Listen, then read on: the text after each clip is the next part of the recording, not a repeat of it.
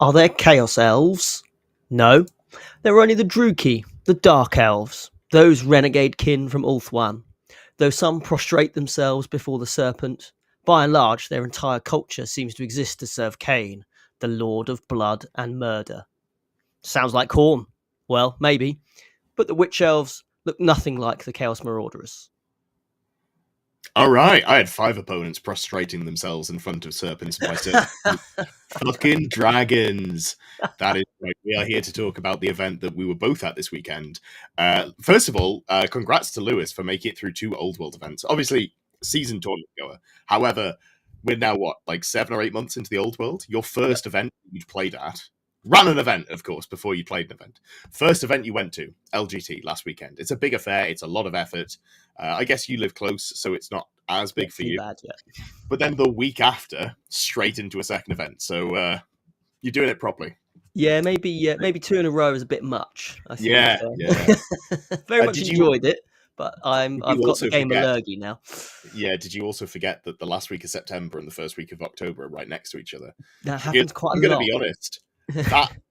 I kind of got that wrong. I was sort of setting schedules with my partner, and this was a few months ago, and I looked and I was like, oh, shit. I've done back weekends. I really tried not to do that. I'm really sorry. It's because when you open your calendar in your phone, it has September. It's like, oh, cool, excellent. I've got one event in September. That seems quite reasonable. We'll allow that. Go to October. It's like, yeah, I've got one event in October. That's all okay. Yep. And then you realise they're right next to each other, and it's like, oh, this is pretty relentless. But I feel like I've learned a lot, which is good. There's something about playing 10 games of Warhammer in a row that will really boost your skills. Our 5th game was a lot closer than the game that we played 2 weeks ago on Warhol. Yes. Both of us had learned to play our list by that point. So that was nice. So my microphone is turned up a touch high and cutting out, making a crackling noise. All right, lovely. Thank you for letting me know. I will adjust that one. Lewis, do you want to set the scene for this weekend while Oh, well, he's gone completely now. But yes, so this weekend was a square-based tournament up in Nottingham. So these are the events being run by Rob from The Honest Wargamer. He is in the States at the moment, so it wasn't being run by him. It was being very ably deputied by Rebecca and Mark, who are taking over. So it's an event at the TSN Arena in Nottingham, which I had, obviously I'd never been before. So the idea of TSN Arena makes it sound a little bit more grand than the venue actually is. It's a great venue, great wargaming venue, but probably not quite as grand as the name would suggest. But I had a cracking weekend anyway, so all good on that front. Yeah. So to contextualize, Rob set it up to run streamed teams events, and that's why it's the TSN. I believe it's the Team Sport Network Arena. It is the reason for the name.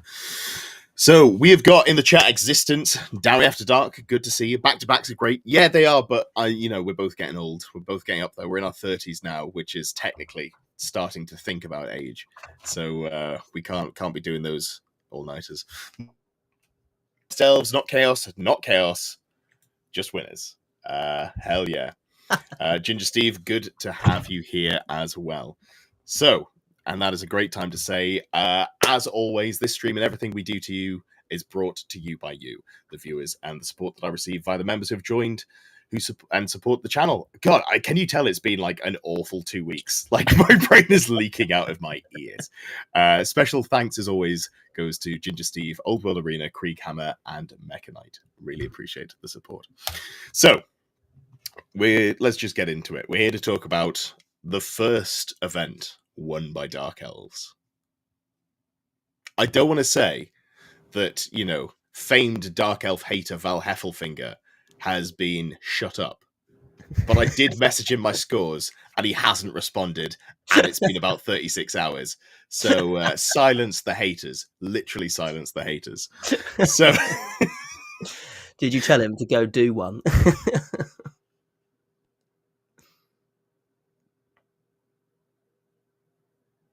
Really smooth situation going on here.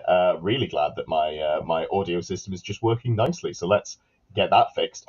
But while we do you want to give us a quick run through on your list? Obviously, it's the same list as last weekend, so just a quick refresher, basically, for anyone who didn't watch, hasn't seen what they were talking about.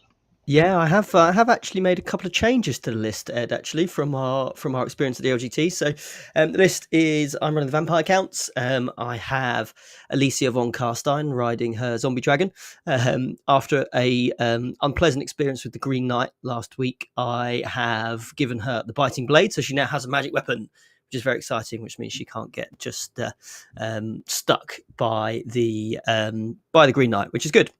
Before Big we further, how do you feel about that biting blade? Do you think it was the right choice, or are you going back to great I weapon? know I like it. I think the high initiative and the AP is nice. Obviously, I had the great weapon before after our previous discussion, which does make her strength 7, which is quite nice.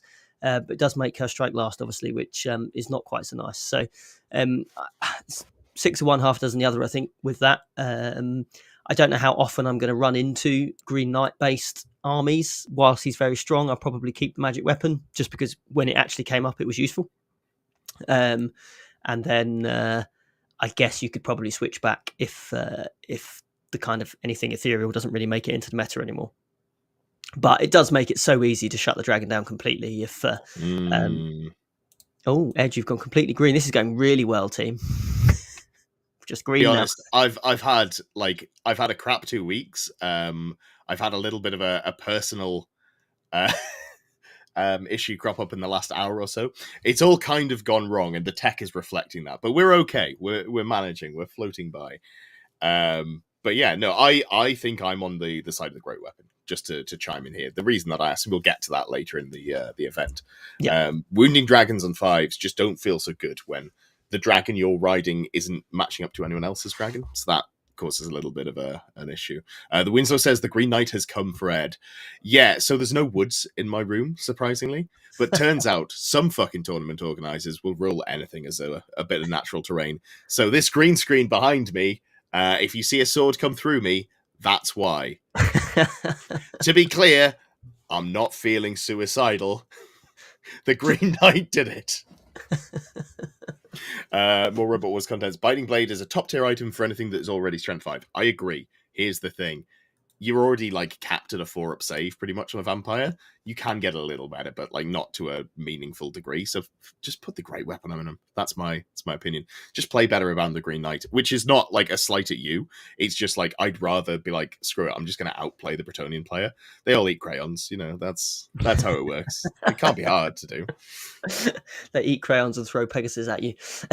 Yeah, absolutely. So it can't be that difficult, eh? So I'm going to very quickly talk about my list, because my list is the same as the LGT one, which is, let's get to the right screen. And if we add the screen share here, perfect. Cool. So there was some chatter online about this list. So there's a website called Wohammer, which I left them a message a year ago saying you should probably add more to your content than just posting the lists that are at an event. That's not particularly interesting or transformative content. This is the first time I've clicked on their website in a year. They haven't done that. They're still just posting the lists without putting any thought into it. It's like Goonhammer light, but like really fucking light. I'd like to see better, honestly. It's a bit disappointing. When I clicked on the link, and just there was no thoughts at all. Like there wasn't even like a semblance of we're going to try and talk about the list. It was just like there was no commentary about it at all. Yeah, so that some was a kind bit of analysis disappointing. would be nice, wouldn't it? Yeah. Just even if it's not 100% accurate and it doesn't quite even if capture like it's early days, people might not have a full grasp of what everything is or great, but just like some fluff comments, even just like something to say, I'm interested, I'm taking part, anything along those lines. Anyway, rant over. So that was posted onto Facebook, and the comments underneath it were without fail just like, dragons, I hate that this is what Old World is, etc., etc. And to be clear, I'd rather play loads of bricks of infantry, but this is what we've got. So let's talk about the list very briefly. Yeah, I so don't think as well. I don't think dragons make it unfun. I think I'd maybe like if to see you're not less expecting dragons. Yeah, I mean, Yeah. yeah, obviously less would be nice, but it's not like the presence of the dragons makes the games any less engaging, any less fun to play, as long as you're in a mindset where it's kind of okay and you're prepared for it. So Yeah, I I've kind of think. got to the point where, I mean, actually, to be fair, so for a bit of context, I played every single person on the podium, and they all had dragons, double dragon at least, or triple Yeah. dragon, and I managed to 20-01 of them, and then have a very close loss into the one with three dragons, and a middling loss into one with two dragons. So I feel like even with vampires having an objectively worse dragon than everybody else, and running a more infantry based list, I think I still had good play and good options into the dragon lists. It just takes Mm. practice and a bit of thought, really, doesn't it? Rather So than just kind of saying, "Oh, it's all pointless," and not no, bothering. no. Let me stop you there. The problem is you're playing an army that has counters to dragons. Screams like Okay. deal with dragons quite well. Undead are a really good faction. They're quite well rounded. You've got a lot of things that you can draw from. Some factions just don't really have great options. Like if we're looking at Dark Elves, for example, you know what their answers to dragons are? It's More dragons. dragons. Yeah, that's kind of it. Which is very much a fight fire with fire, but turns out my fire is quite hot, so that works. But yeah, there were. It was a weird event. So for TSN Arena, there's often a lot of like niche one tricks. Obviously, Richie's often there with his dragons with his dwarves, It's dwarf his dragons. his dwarf dragons. Yeah. So it was a surprisingly meta representative tournament. I think there weren't that many Bretonians. There was only two, but there were a lot of Tomb King players, like lots of Mortuary Cult. My first two games were both into Mortuary Cult. Obviously, I Yes, played into. lots of caskets of souls running around, or not Yeah, running around. yeah. There weren't that many sort of weird lists. Obviously, Jack Skaven is one of them, but Jack's very good, and he's going to make that. He's going to win a GT with Skaven if it kills him. So we'll see how he gets on with that. But yeah, there weren't many sort of weird and wonderful lists this time round, which was interesting. It felt like a much stronger field than normal.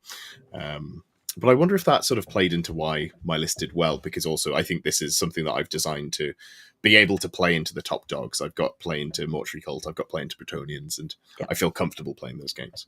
Anyway, let's give a quick overview of the list. So there's two dragons. One's a Dreadlord, one is a Supreme Sorceress. The Dreadlord has a great weapon, so only a 4-up save in combat. Got a 2-up save against non-magical shooting, a 3-up save against magical shooting because the Sea Dragon Cloak there, and also the Pendant of Calith, which is a 5-up ward or a 4-up ward if you are Strength 5 or greater. This is just, a classic Bretonian save, but better. Screw you, Bretonians. My ward save is good.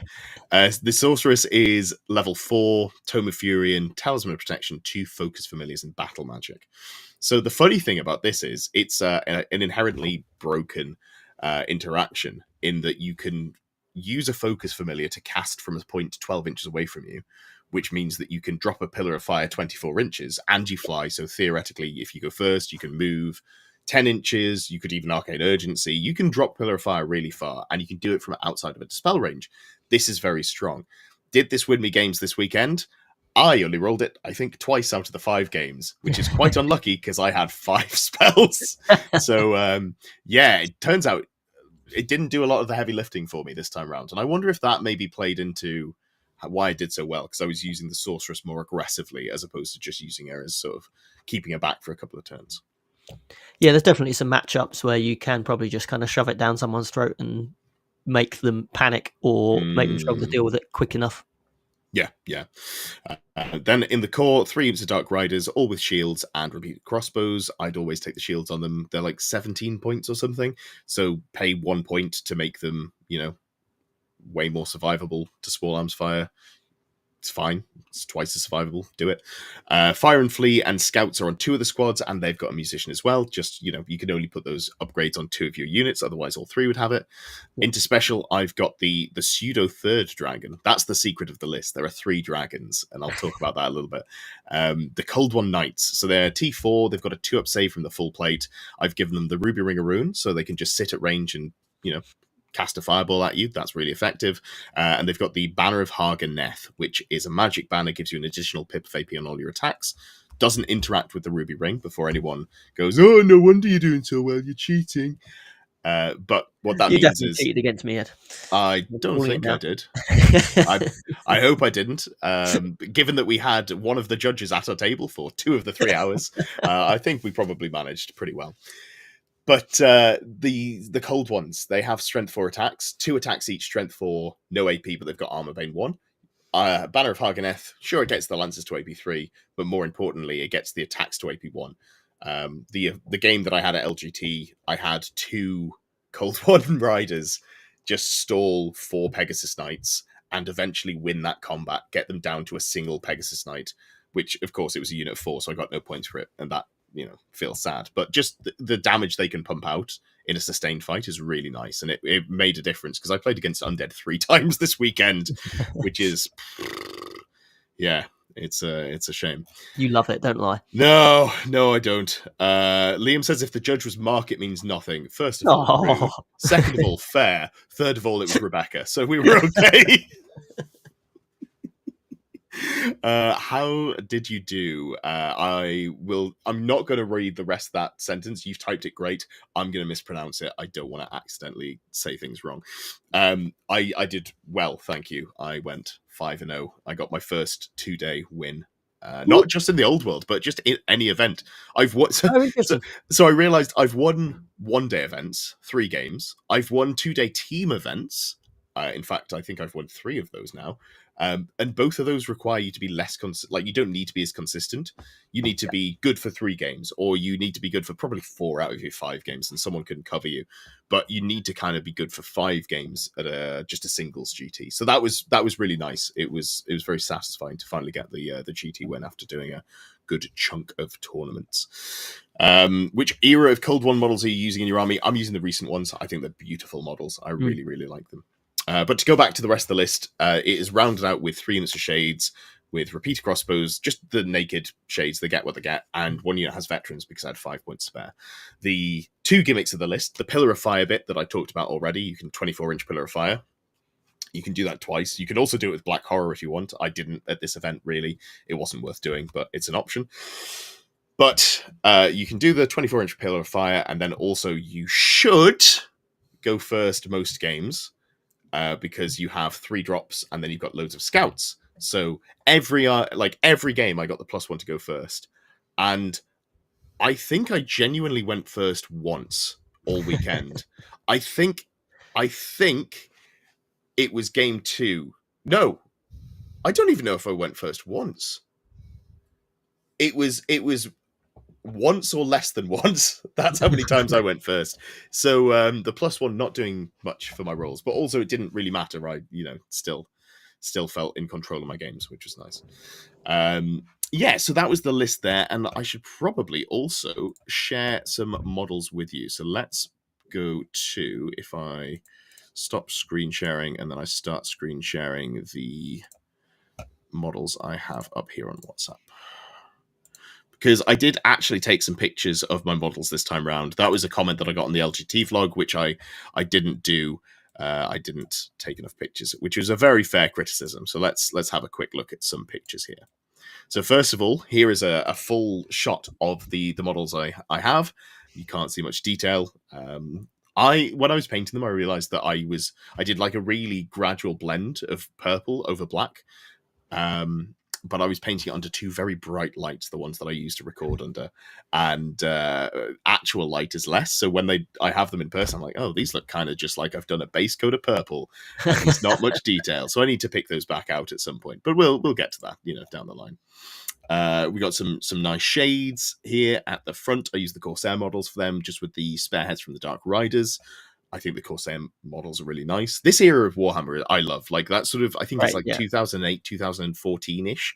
I feel like that was the golden era of Games Workshop plastics. There's my Cold One Riders. Funny story about this.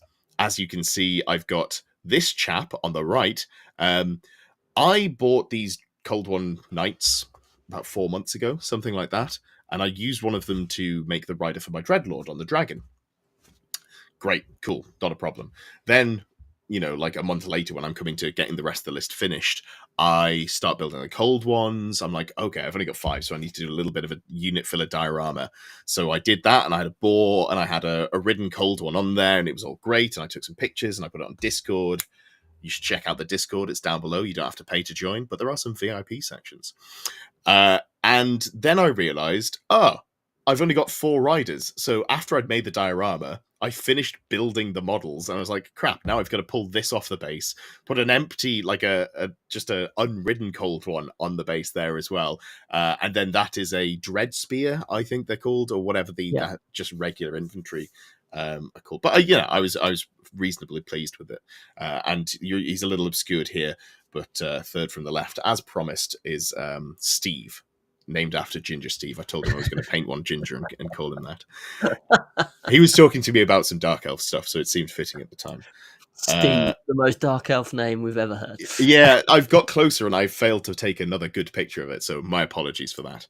Here's the couple of dragons. So people were asking about them because they're like visually very like battle ready, stunning, because and that's all just the paint that I put on them. It's like a reflective paint, so you look at him from a distance, you're like, wow, like that's different. Let's have a look at that.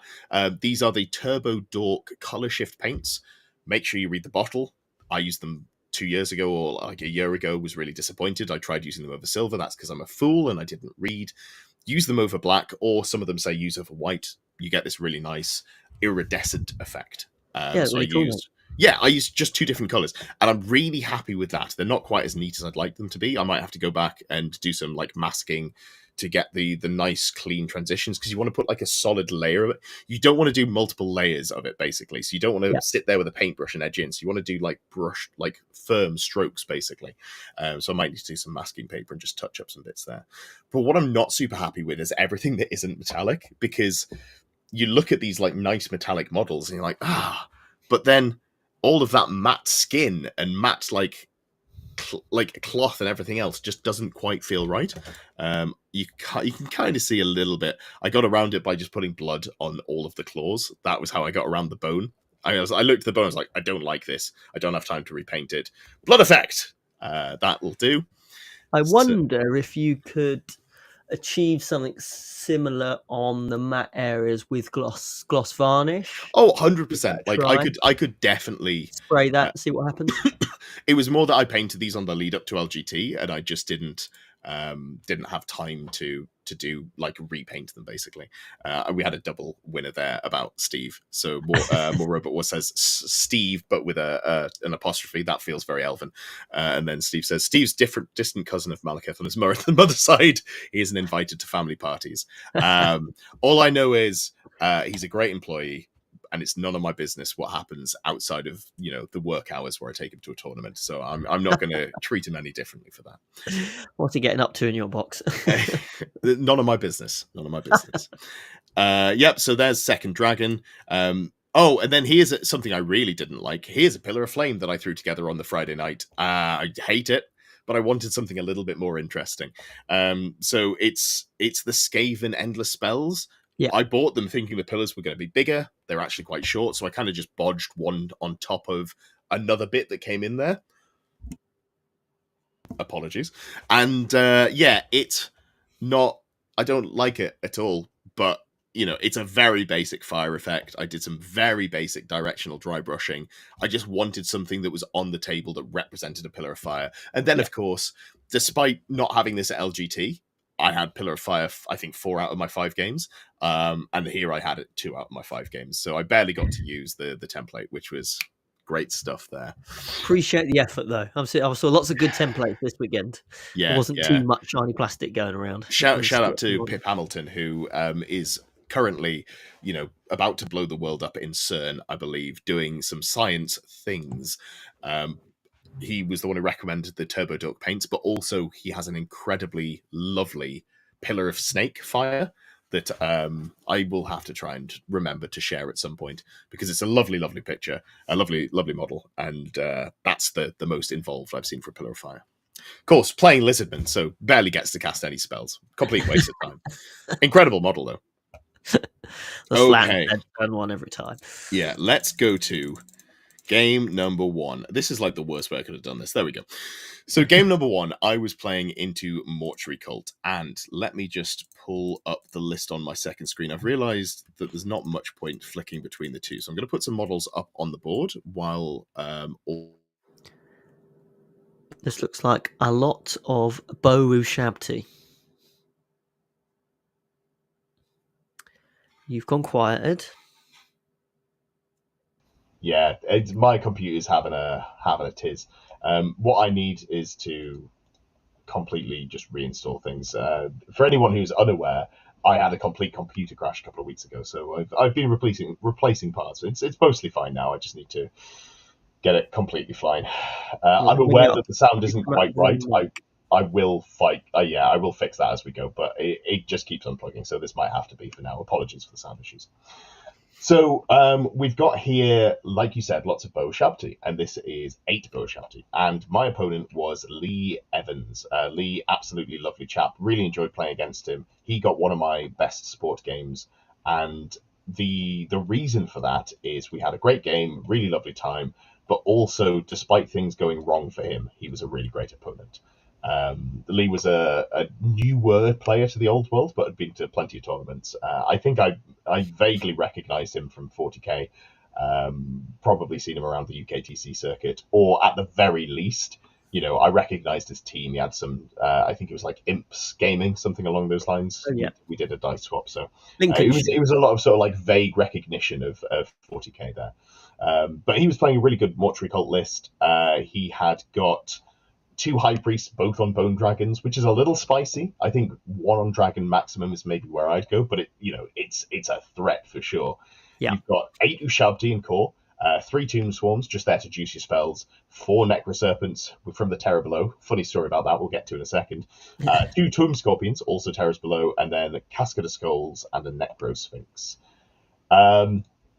So neither of us I hadn't actually played against Tomb Kings in months. I hadn't played against Mortuary Cult in months. I hadn't played Mortuary Cult in months, so I only had a vague recollection of how the Terror Blow works. So there's a line that says you take an initiative test for the unit strength of this unit, and if you fail it, sucks to be you, model dies. There's no save, you just remove a model. So I was like, oh god, and I was thinking about screening, and then I was like, screw it, I just put all of my stuff on the right hand side of the board, and I was like, I'm just going to send the dragons in, and it's going to be fine. Look at these. I'm a big sucker for a sandstone scheme.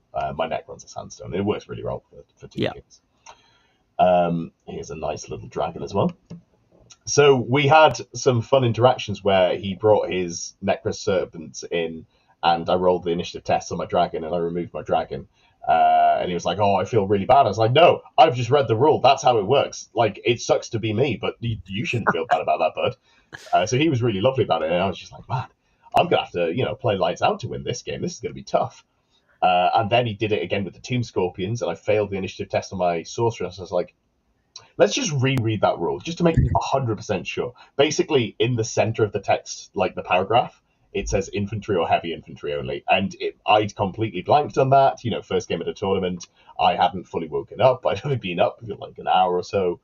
All of the excuses. But yeah, so we had to rewind a little bit, which meant that my Dreadlord on Dragon didn't do anything for about 4 turns of the game, which is fine. It wasn't a problem. It was hilarious. It was very funny. We had a great time. Rather change the complexion of the game somewhat. Oh yeah, we what ended up happening was there was a single Cold One Knight who was running away. I was like, look, there's nothing for you to kill on this side of the board. In this rewind, let me at least give you that Cold One that's died, because you would have killed something. You'd have come up in a better spot. You'd have done something else. Yada yada. You'd have repositioned your entire game around it. Like this is a. I said to him, like, don't feel bad. This is a 50-50 mistake. We've both fucked it here. This is not on you. So that was a really nice collaborative game. And it ended up being quite a strong win. I think it actually only ended up being, was it like a 14-6 or something? 16-4.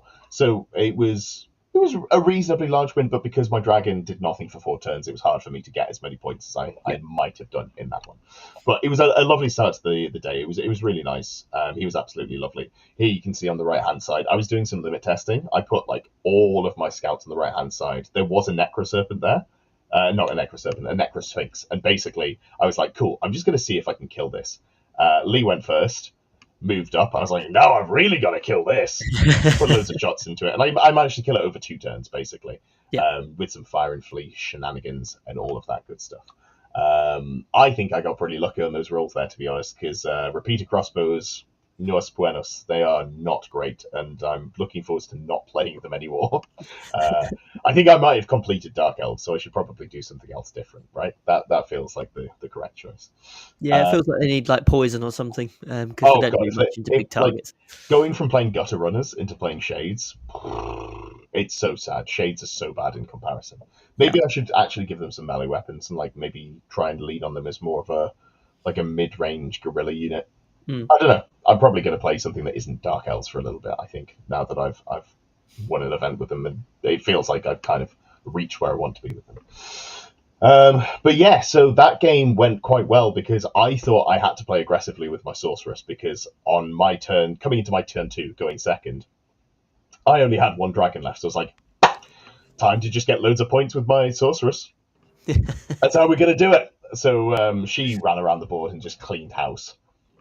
And then turn 5 and turn 6, my Dreadlord did some stuff as well. But yeah, that was a lovely game. Start off. It wasn't necessarily the closest game, but it was great. A good start to the weekend. It's exactly what you want.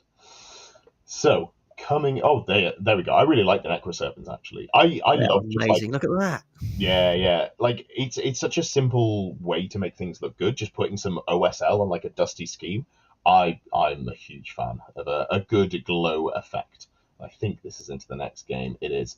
Yeah, there we go. Cool. So that was my game into Lee. Had a great time. Lovely stuff there. Round 2, I played into Mortuary Cult because Yay. I hadn't had enough. I was like, gee whiz, I hope I get some more of those Tomb Kings and all their bullshit. So this game was into Ross Cooper. So Ross, I was talking to, I was like, so do you go to a lot of events? And he was like, I've been to a couple of 1-days.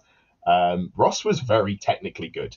Like he was very precise. He thought things through. He played very well. And I was surprised that he hadn't been going to events. So if you do see this at any point, Ross, keep going to events. Like you're a really solid player. I enjoyed that. You made me sweat, which is not what you wanted round 2. The first couple of rounds of an event, typically you sort of ease into it if you're looking to win. But yeah, so he had also a Mortuary Cult list, and this was, I think, more how I would build. Although he had some interesting aspects that I hadn't really considered, but I do really like. So his list was a High Priest on Dragon, so taking the 1 High Priest on Dragon, Necromancy, Staff of Eons, Talisman of Protection, Illusion Caster, so you're going for, all of the good stuff, Column of Crystal, Miasmic Mirage. You can pick up the Spectral Doppelganger, the army-wide reserve move on an 18-inch bubble. All great stuff.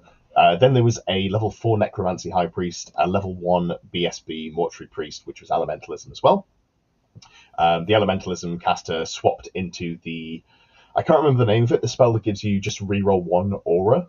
We're really light on a Sharpty, because it's 1s to hit for everything. Just your Sharpty hitting on 4s at all times, rerolling 1s, really solid with those Strength 6 weapons. Strength 6 bows, I should say.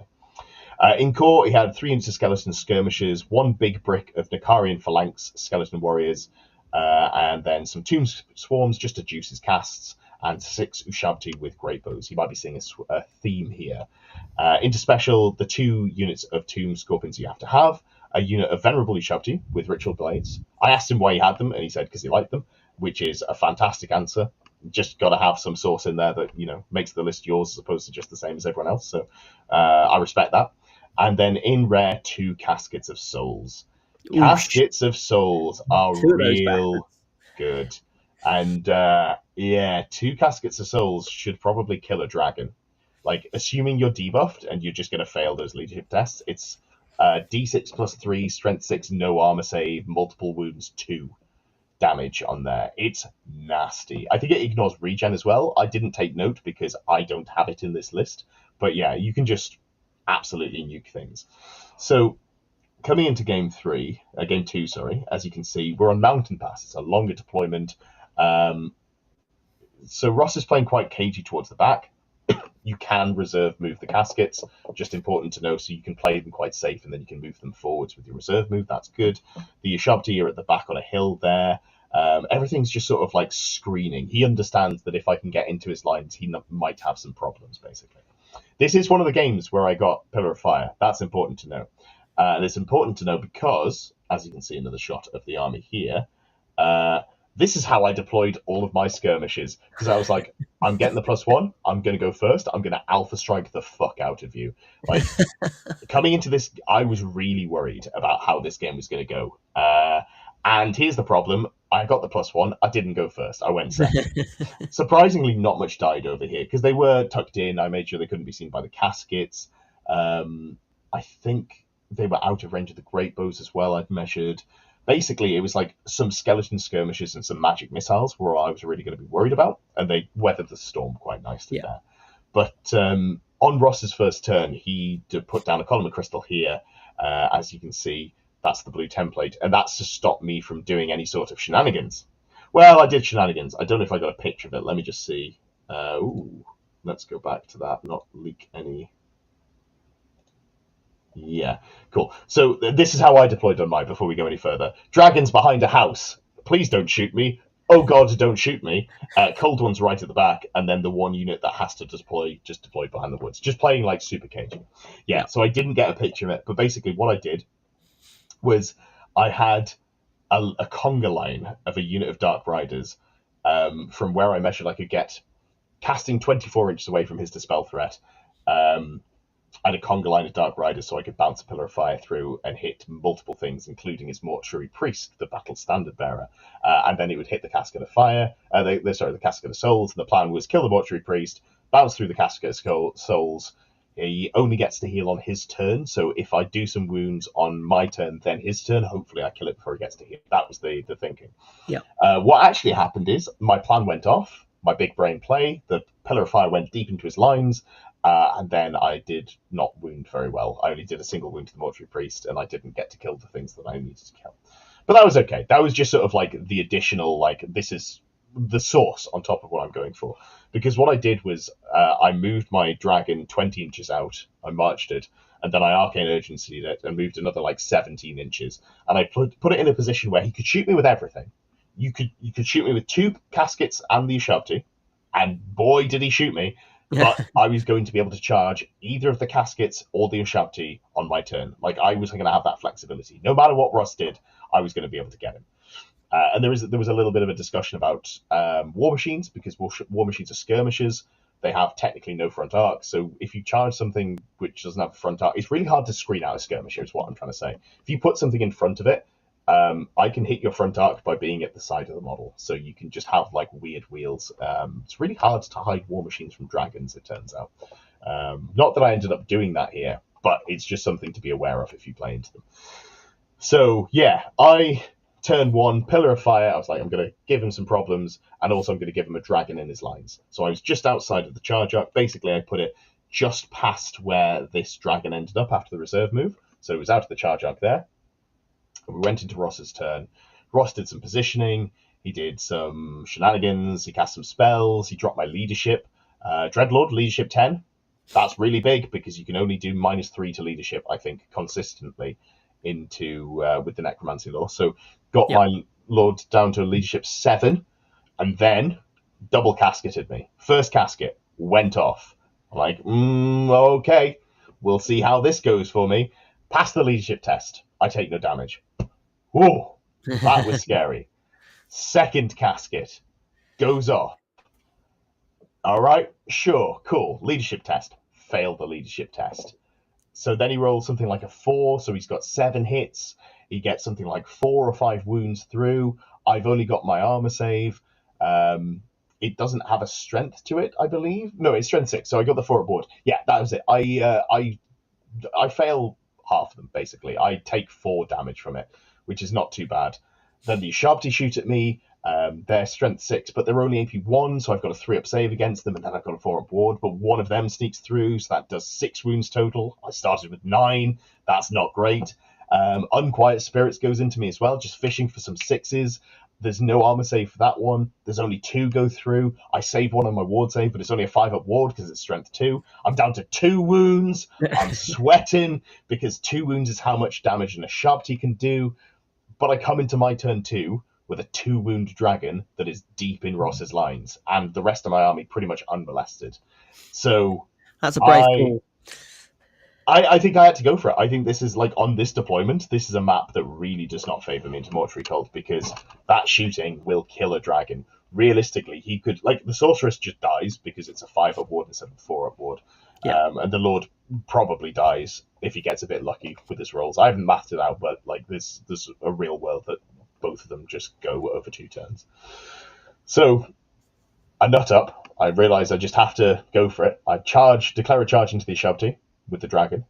He does a standard shoot, and I don't take any wounds. Big. So I charge in, I challenge, because there's a unit champion in there.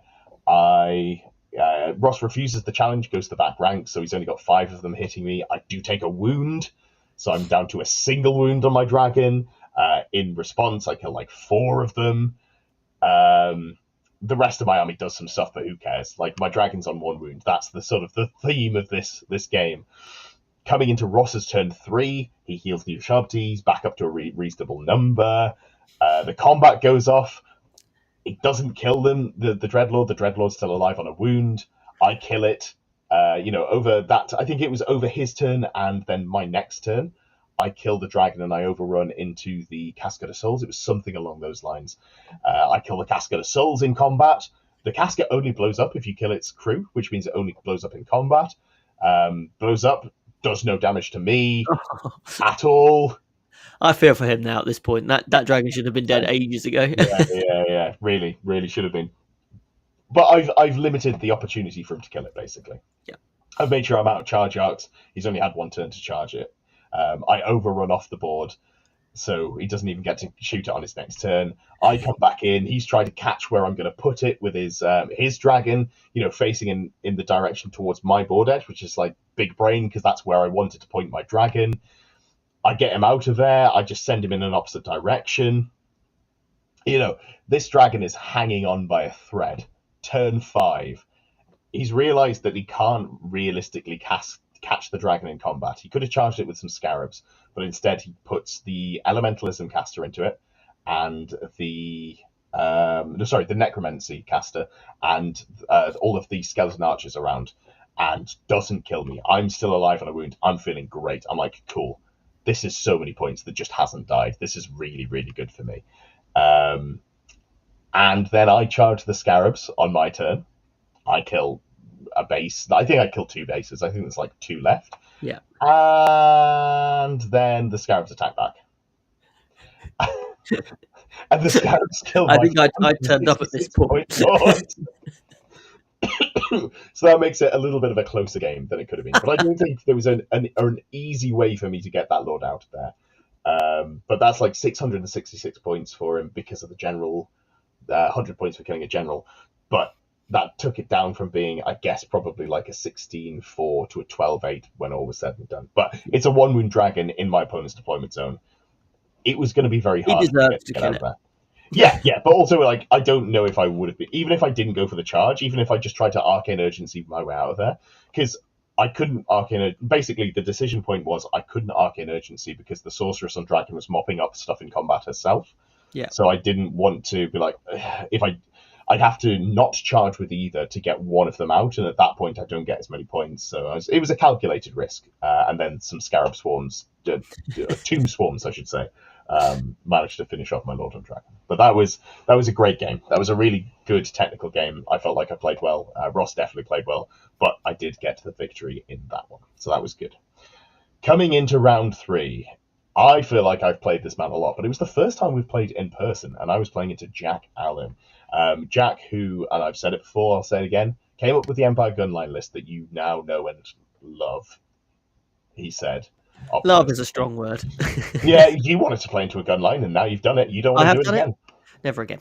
Yeah, absolutely. So Jack's new thing is Skaven, and he's going to be playing Skaven until he wins a GT with him, and he will do that. I just don't know which variation of the list is going to take to crack it. this one I liked, but there's some tweaks that he's going to make. So as you can see here, he's got bricks of infantry on the side. I've done it again. He's got, this is going a little too far. Yes, so he had a big brick of storm vermin. That's the sort of the central theme of this list. So top to bottom, 2 Grey Seers, both level 4s, 1 battle magic, 1 elementalism. They've got 2 magic missile items between them, basically. There are some power scrolls on the elementalism caster. There is a lore familiar on the elementalism caster, which just makes sense because you need to pick spells in elementalism. You need Plague of Rust, basically.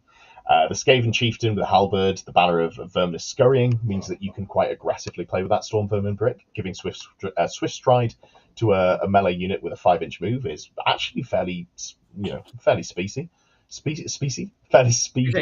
It gives you the charge edge into some armies anyway.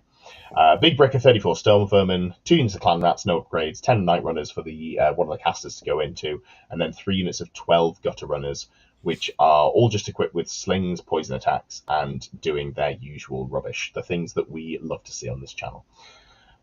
So you can see them here, down at the bottom, basically. You can see this line of horses, and let's see if I have got it in this shot as well. You can just see the cloaks. Did I take a better shot of them? The cloaks poking out. There we go. So, up at the top left of the picture, all the way across, I've played Jack a lot now, and we're playing the Scout matchup. He's got 3 units of Scouts, and his Scouts are very valuable. I have 5 units of Scouts, and my Scouts are moderately valuable, but I'm not opposed to throwing away a unit to get board control. Jack and I fundamentally disagree with this, and I'm calling you out, Jack. I'm going to keep beating you in the Scout v Scout matchup until you outposition me in the Scout matchup. So basically, he won the roll-off and decided to play conservatively with his Scouts, so he put them in his deployment zone. Didn't want to risk them. I was like, cool, bet. You know what I'm going to do? I'm going to use 1 unit Dark Riders. I'm going to take up 60 to 70% of the board. I'm just going to say, you don't get to go here. This is mine. At which point, he just deployed safely in his deployment, and I put some units on the middle / left-hand flank, right-hand flank, and then some just tucked in over the right there as well. So I was going, I'm getting the +1. I'm probably going to go first. I'm going to shoot at your Gutter Runners, for example. Sure, they'll evasive, but that's really valuable for me because then you've got to move forwards. I can evasive with my Shades, for example, or I can do some other shenanigans. This is a game that I also got Pillar of Fire. I was expecting to go first, and what I was going to do is march this unit of Dark Riders and fill the gaps between the units. Jack had very cautiously measured out where everything was going to make sure that I couldn't Pillar of Fire across his entire army. I was like, yeah, cool, no, you've definitely got that, buddy, don't worry about it. Fully planning to just put Dark Riders in the holes between the 100%. I was like, I can bounce this through 6 units and only one of them's mine. This feels great.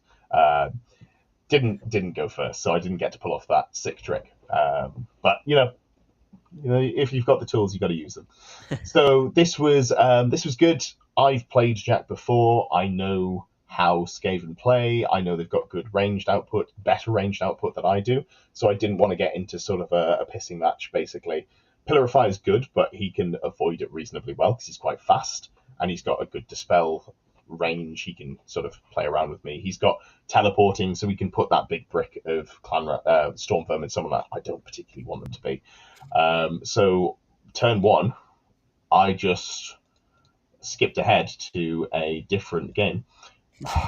Why is clicking on WhatsApp so hard? I'm genuinely clicking the picture. So turn 1, after Jack took his turn 1, I moved both dragons, which were deployed behind a wood because I don't want to get poisoned to death. And I just full marched them forwards to in front of where that dice tray is. And I was like, cool, you can teleport one of those 2 units out. But the units that he has, you can see here, he's got the unit of Storm Vermin up in the top left, and next to them, he had the skirmishing unit of Night Runners, which had one of the Grey Seers in, the Elementalism Seer. So basically, I positioned it so he could get 1 unit out of the way, but he couldn't get the 2nd unit out of the way without splitting up the army. And that's what he had to do. So basically, he teleported... Storm Vermin unit doesn't want to charge a dragon then? I didn't let them. I didn't get in range, but because obviously they've got a threat range of 14 inches, I think it is. Yeah, with the swift stride, yeah. Yeah, whereas, and also they were just tagged into the woods at the time as well, so I felt very comfortable getting aggressive. I don't think Jack was expecting me to get that aggressive on turn one, but I was comfortable he wasn't going to be able to charge me, so I just full sent and went, I'm going to charge you with 2 dragons. So that brick has got, I think it's like 7 to 9 combat res between. I was going to say, the that's a tricky yeah. prospect. It's 3 ranks from Horde, Close Order, there's a banner, there's a BSB, there's the banner of Grand Superiority, which is plus D3, so that can go up to 9.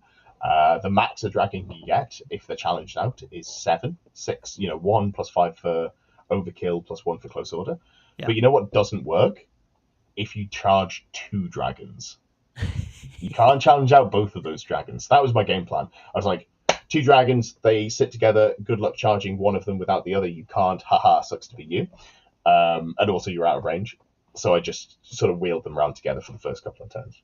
Yeah, so and then you declare the challenge on the Sorcerer one because she's more vulnerable. So she has to it wouldn't matter either way. Then... Like, honestly, Storm Vermin aren't killing a dragon in combat. I don't feel too bad about that at all. So Jack had to teleport the unit of Storm Vermin out of the way, and he did. But then he couldn't get the other caster comfortably out of the way in the same direction. So I'd split up basically the ward save and the teleport, which is really nice on that Storm Vermin brick. So I know Jack's making some changes. I think he's going Illusion, because Illusion is just much better at protecting that big brick, which is understandable. So I then just played the game of, I'm going to come close to you and I'm going to breath weapon you, which you don't see dragons doing very often, but I'm going to breath weapon you, I'm going to pillar of fire you, I'm going to fireball you, I'm going to chase you around the table, and then turns 5 and 6, I got some fruitful charges off, and that was pretty much it for the game. One very sad moment was Jack was playing with the Storm Vermin around the woods, and Storm Vermin don't have move through cover, and at the TSN Arena, or square-based pack, woods are dangerous terrain, and he lost a lot of them to the woods. I didn't count fully, but at one point he lost 10 to a single roll, and that was really sad. And I was like, I'm sorry, bud. That doesn't feel good for me. I'd like them to be dead, but I'd like to kill them myself. And then I charged in with 2 dragons, and I killed pretty much the rest of the squad. No mercy. Yeah, like it did. So it didn't actually matter, but it was just insult to injury was the real problem there. Robots War says, meant to ask if you got a breath weapon off at any point. 100%, yeah. Like, I was using that breath weapon aggressively. Anytime I couldn't get, like, a good charge, I was like, do I just, like, move 10 Arcane Urgency, move 10 breath weapon? This feels strong here. So I got that off in probably 2 or 3 of the games. That felt like pretty pivotal. But yeah, so that was game 3. Played into Jack, just put as much pressure on as I could, kept as many points alive as I could at the end, and it ended up being something like, I want to say a 15-5 win. 15-5. Not much of my stuff died. It was mostly just, Skaven are pesky and hard to pin down when they don't want to be pinned down. So I got as much out of that as I could. And that was that. That was the end of day 1. I was 3-0, which is nice. It's always good to go into day 2 with a 3-0 because it takes a bit of the pressure off. Worst case scenario, you go 3-2. I don't want to be going 3-2. I want to do better than that. But and anything you get on top of that is gravy, eh? I'm going to have a quick fix of my audio setup. While I do that, do you want to give us just like a quick sort of 2-3 minute rundown of how your day 1 went, how you were feeling about it? Hell yeah, I do. Do you want to swap the screen to me? Do some tech shenanigans. So we spoke after the LGT roundup that I had a thought that I could still beat the Bretonnian list, even though I did get a bit battered by it. And that's what I got game 1. Straight into the Green Knight, Pegasus's Baron on thingy, Lady Leash du Shard. It was the first time I played against her. She is quite the character. Here's a nice photo of the Green Knight eating some direwolves, which is always fun. I don't mind him killing direwolves. It's when he charges turn 1 and kills my Terrorgeist in 1 hit that I'm not a massive fan of. So it did cause me some problems, but actually I think I managed to play against the rest of the list pretty well. Made a couple of good uses of overrunning off the board So charging some units with dragons and blood knights, getting the charges off, finishing the unit or overrunning the unit and getting off the board so the Pegasus Knights couldn't then respond, and then popping up behind them afterwards, making them have to think twice about where they're going. So overall, that went really well. Ended up with an 18-2 win in the end. So I killed everything except the Green Knight, basically. And I managed to get the vampire into him once and kill him once, but then he came back and obviously couldn't quite engineer another vampire charge into them.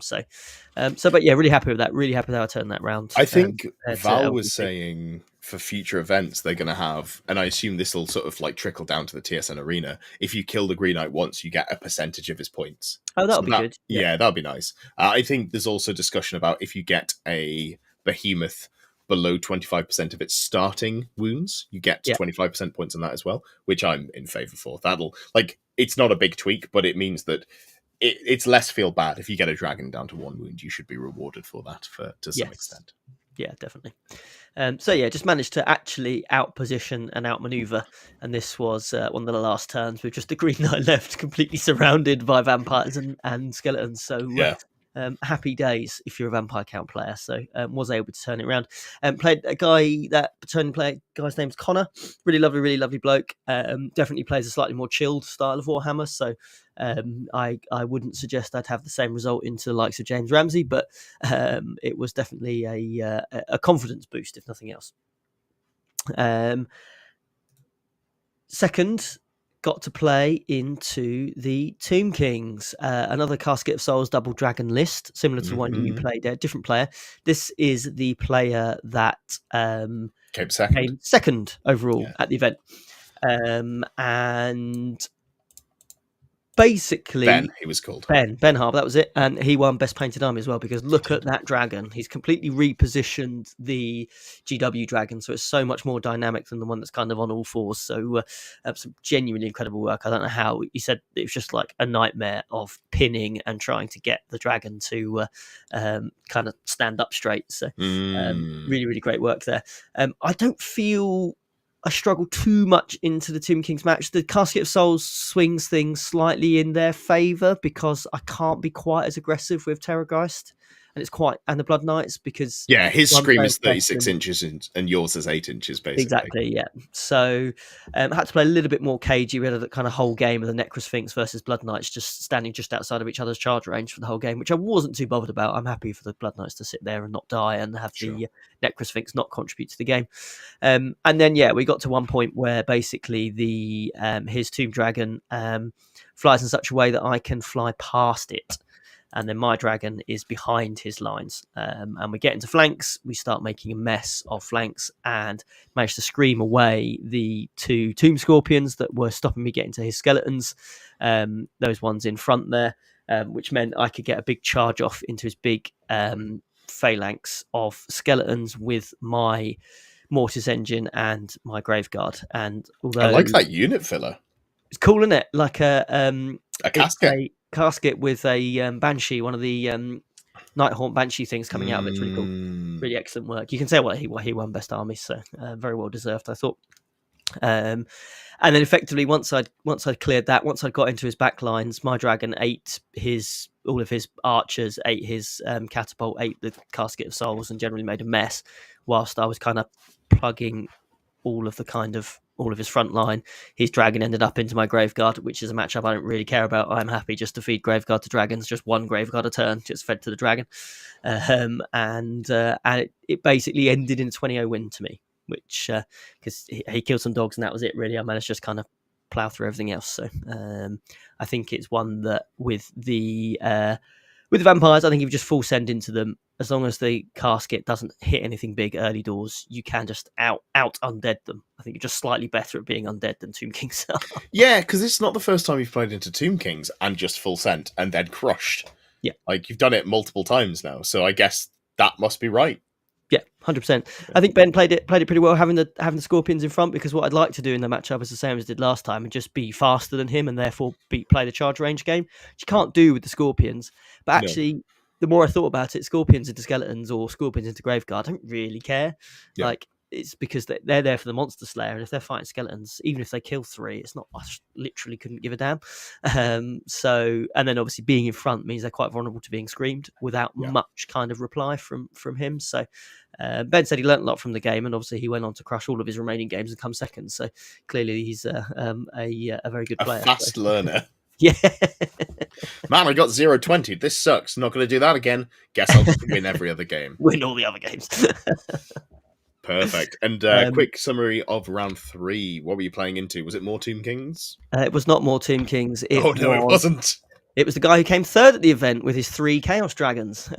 So I'm very sick of dragons and meta lists by the end of the first day. Yeah. This is a game... Jack, yes. I'm glad you remembered all their names, Ed, because I'm shit at names. But yeah, this is a game that you look at it and just think, well, I haven't got hope in hell here, because his dragons are just so much better than mine, and he's got 3 of them.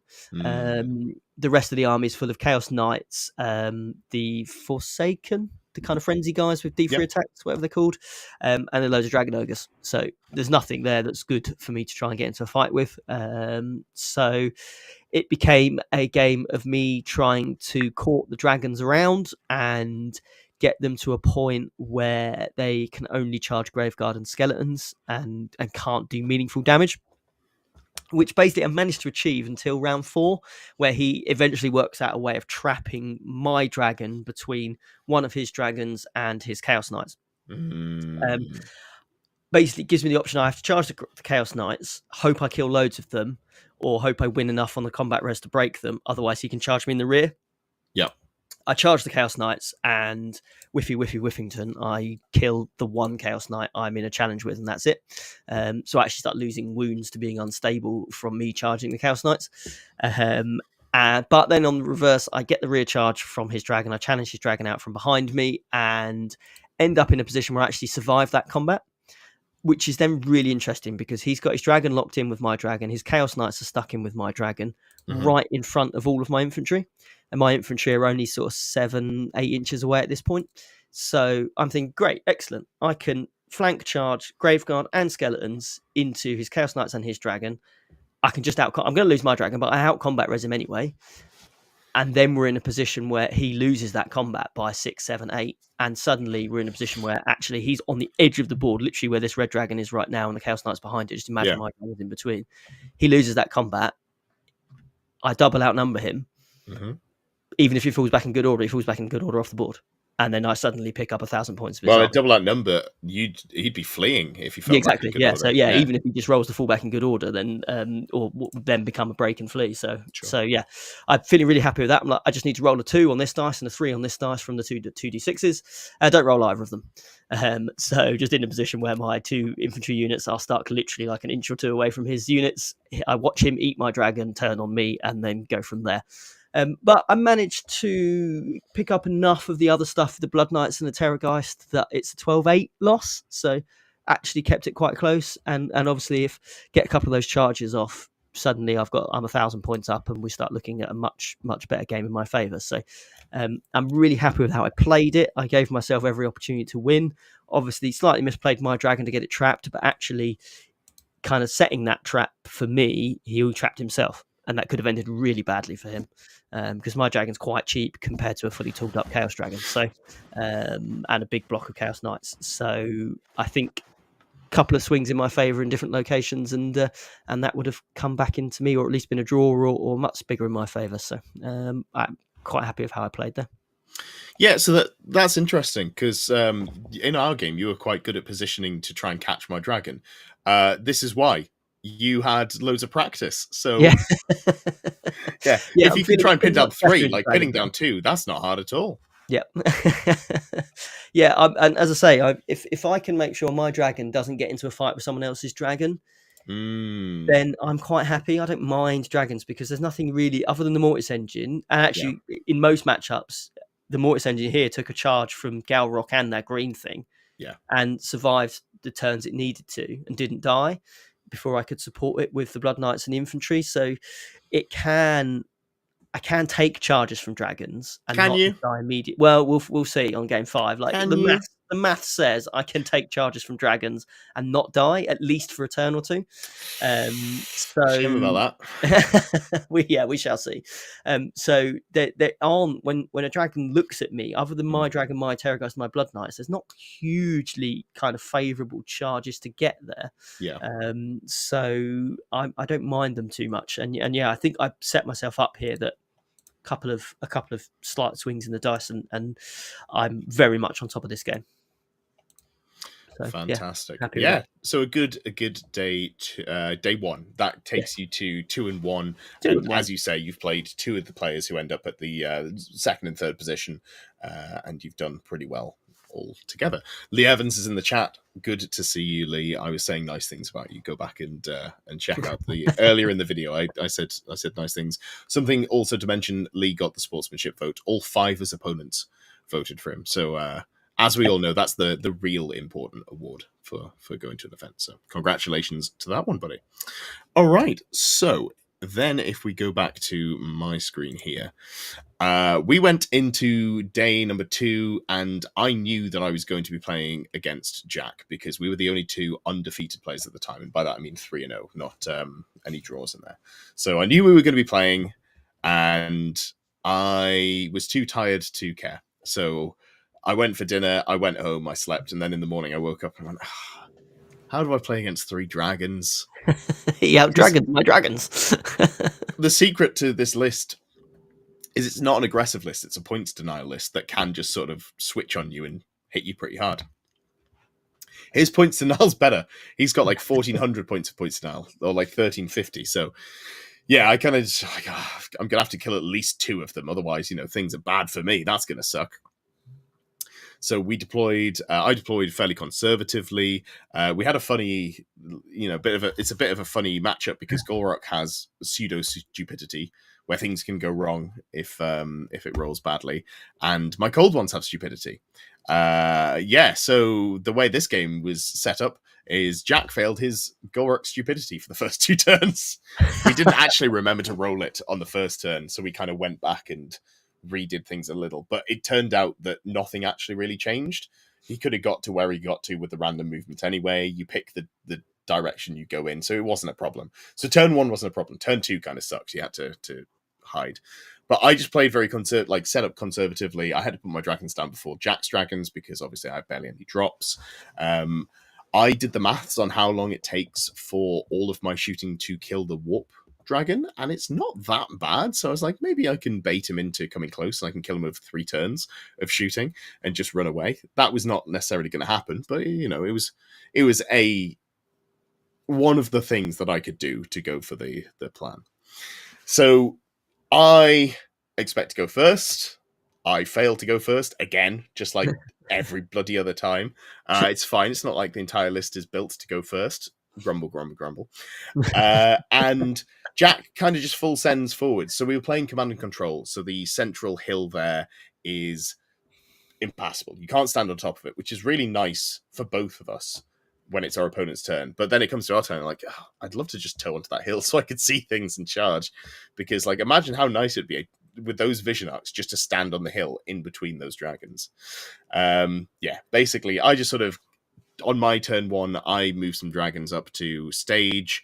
I don't have Pillar of Fire, but it wouldn't really do much in this game. I fail to get Arcane Urgency off, which is big. So my dragon ends up there instead of where I want it, which is, behind the Warpstone Dragon, basically. Various bits and pieces happen. The Chaos Knights end up having to charge me because they're frenzy. So that combat ends up being, turn 1, I kill the lord, the champion in the squad. They fall back. I follow up. This continues, and it's just a bit of a palaver until we end up in a situation where I want to try and catch the very low wounds Warpstone Dragon, who's taken loads of like incidental shooting. It's misfired, so it's taken a wound from itself. Just bits and pieces. It's down to like 2 wounds or something like that. I'm like, cool. I'm gonna catch this. Not realizing that the position that the Overon's going to put me in means that I get caught by the Chaos Lord. So I'm locked in combat with the Warpstone Dragon, with my Lord. and I don't kill it, which is the worst case scenario. I leave it on, I think, a single wound or something like that, because then I get charged in the flank by the Chaos Lord on Dragon, and now I don't have a ward save, because that's what the Warpstone Dragon does, and I have a 4-up ward normally. However, I managed to tank multiple rounds of combat with the Chaos Lord, mostly, honestly, because I have a great weapon and a Strength 7 Dragon, and Jack has a flail, which means he's wounding me on 5. So his Chaos Lord after turn 1 is actually kind of useless to me. Yeah. I do manage to get the Warpstone Dragon dead eventually, and then I've got my 4-up ward. I probably roll a little hot compared to how I should have done, but what it means is I end up killing the Chaos Lord on Dragon. My Lord survives, and then it's just a case of, run the expensive stuff away from Golrick's breath weapon in case he tries to roll a 6 and just poof me out of existence. It's a 1 in 12 because he has to hit me with the flame template, and then he also has to roll the 6. But he could just, get 500 points by popping a dragon out of existence. So I don't want to give him that option. And it's a very close game. The score isn't close, but the game itself is very close. But yeah, basically ends in, I want to say, a 16-4 to me. So a good solid win. And that puts me in a really nice spot, basically. It's a scrappy game. My brain is fried, but I'm coming into game number 5. I'm 4-0, and the best score that anyone else has is 3-1. So if I win this game, no matter who I win it to, I win.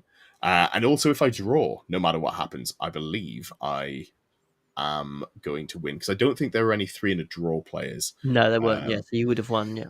Here's the thing: I do the tally, and there are various players on 3-1. I think there are 3 or 4 of them. There's Jack Allen, who was 3-1. I had played him already. There is Jack Cropper, who is the Chaos Dragons. I have played him already. There is Lewis, and there is Ben. And that means I've basically got a 50-50 for either of them. And Ben was on 53 tournament points. You were on 59, and I was on 59, which meant that I couldn't afford to lose, because if I lost at all, I was probably going to lose the tournament to Lewis. So that was a little bit of a concern. And the channel would have been mine. That's how it works. Legally, if Lewis ever beats me at an event, I'm gone. Like, of course, I do now run Saffron events. So, the Saffron Slam events. So that's cool for me. But coming into the last round, I knew that I had to win my game, or at minimum draw. Otherwise, Lewis had a chance of taking the first place. And in terms of like the channel, it would have been better, I guess, if you did beat me, because then we'd have been almost certainly first and second, unless you smashed me. But no, absolutely not. As I said in my short, I'm going to break your legs. And we went into game 5. In fact, just very quickly before game 5, give me a 30-second rundown of your game 4. We'll not even bother changing screen. Just like, cool. What was the quick top down? Game 4, I got to play against the gun line I wanted to play against. I wanted to see how the list does against the gun line. And so I got paired into the dwarves. Hold on, sorry. Here's Lewis.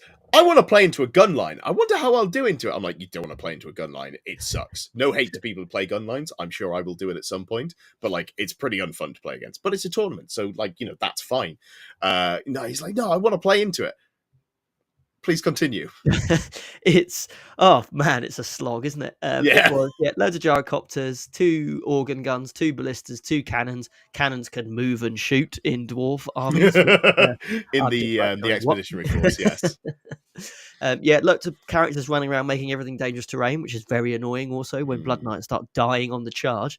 Basically I hid for a couple of turns, then reread the rules about capturing the middle thing, which means it's nothing to do with unit strength. It's just literally if you've got 5 miners there and I've got 100 models, it doesn't matter, you still contest it.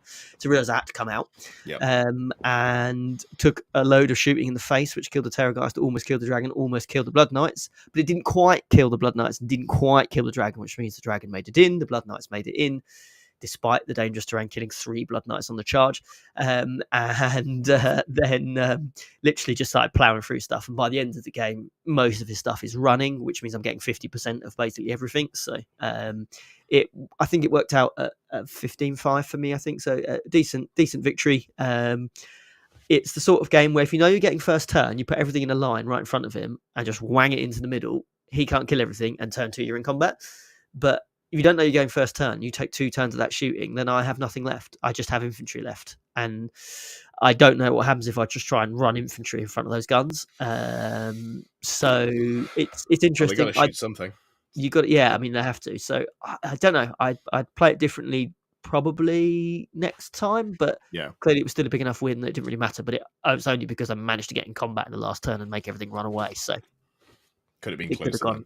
gone a different way completely. Yeah. But yes, that gave me the joy of having to play you in the final. Yeah, because it wasn't guaranteed. It was 50-50. It could have been me versus Ben, but we did end up playing. You could have been playing into Skaven, and that would have been a much easier game for you with their leadership and your leadership debuffs.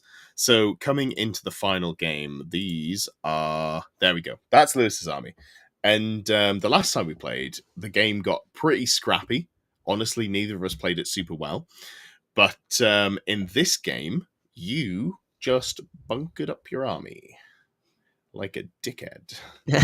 Really hard to kill undead if they stay close together, it turns out. This is something I knew ahead of time. And it was a little upsetting to learn that you also knew it, because it would have been way easier if you didn't know that.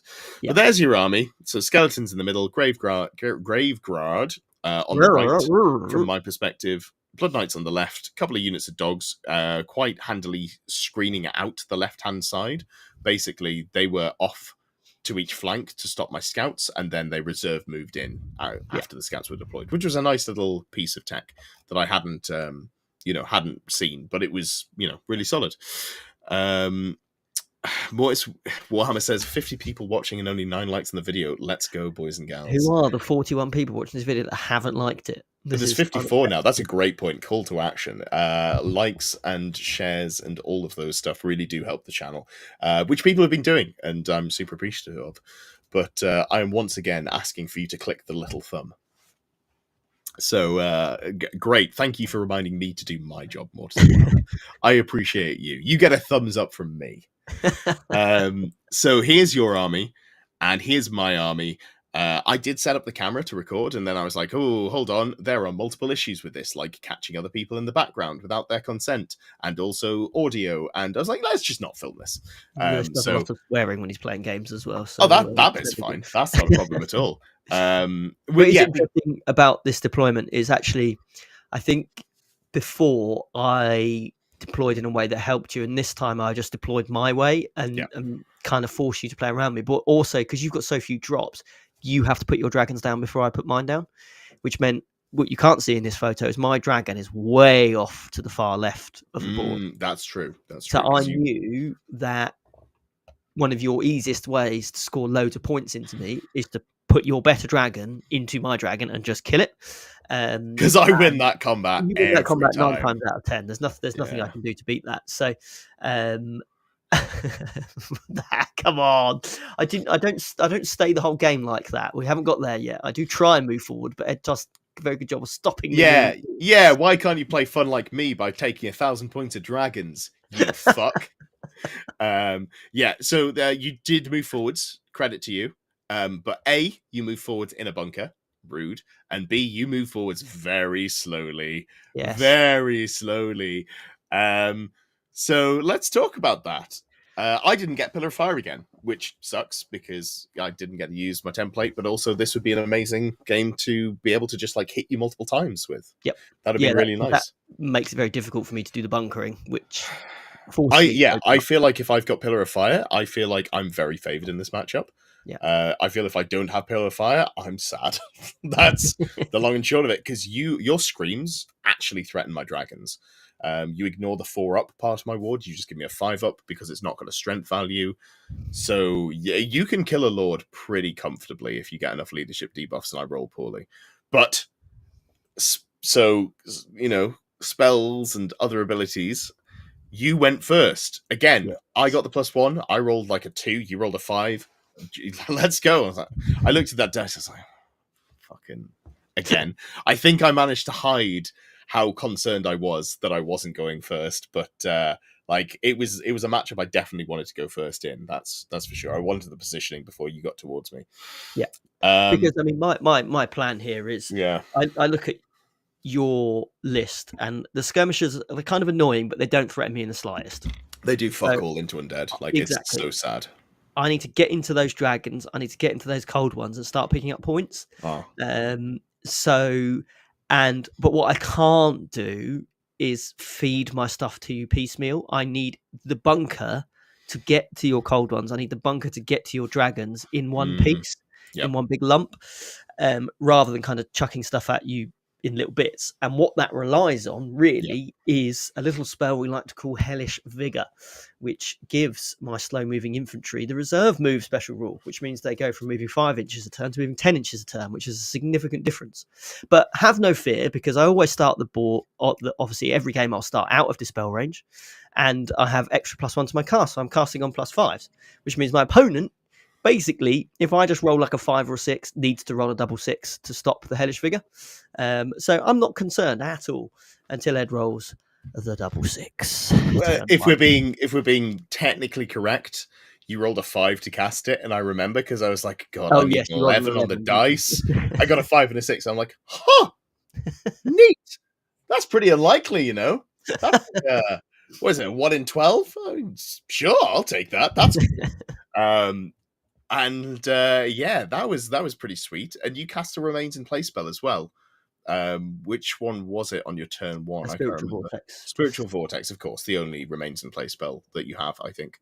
Yeah. So you cast that, and then we went because the magic rolls for me were swingy.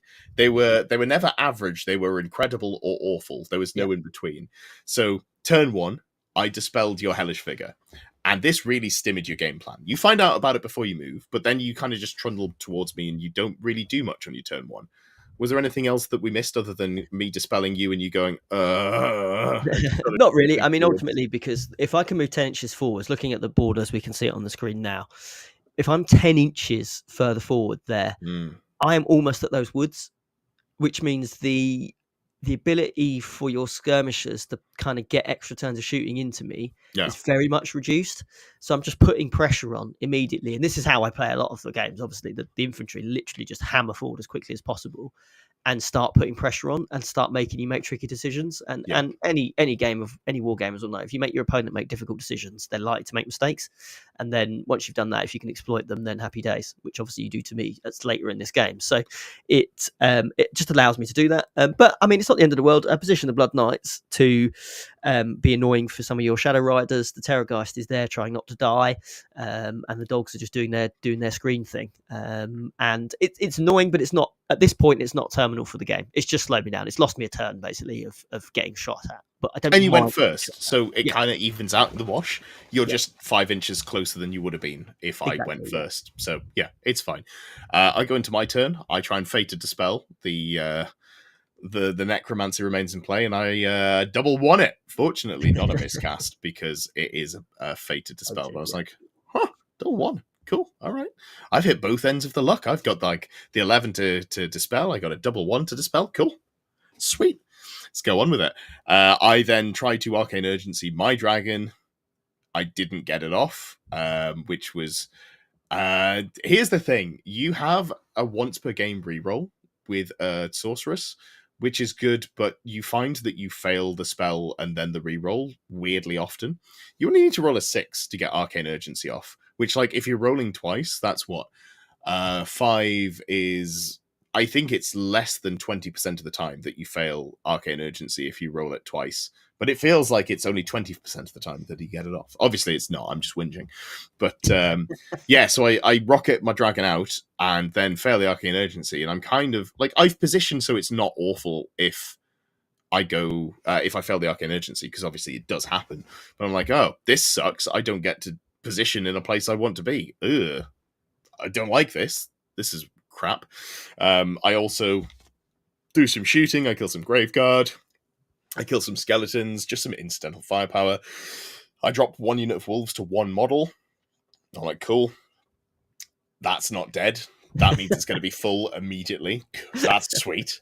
And that's what happens. We go into your turn, you heal up, and basically all of my work that I do is undone. And it's your turn number 2.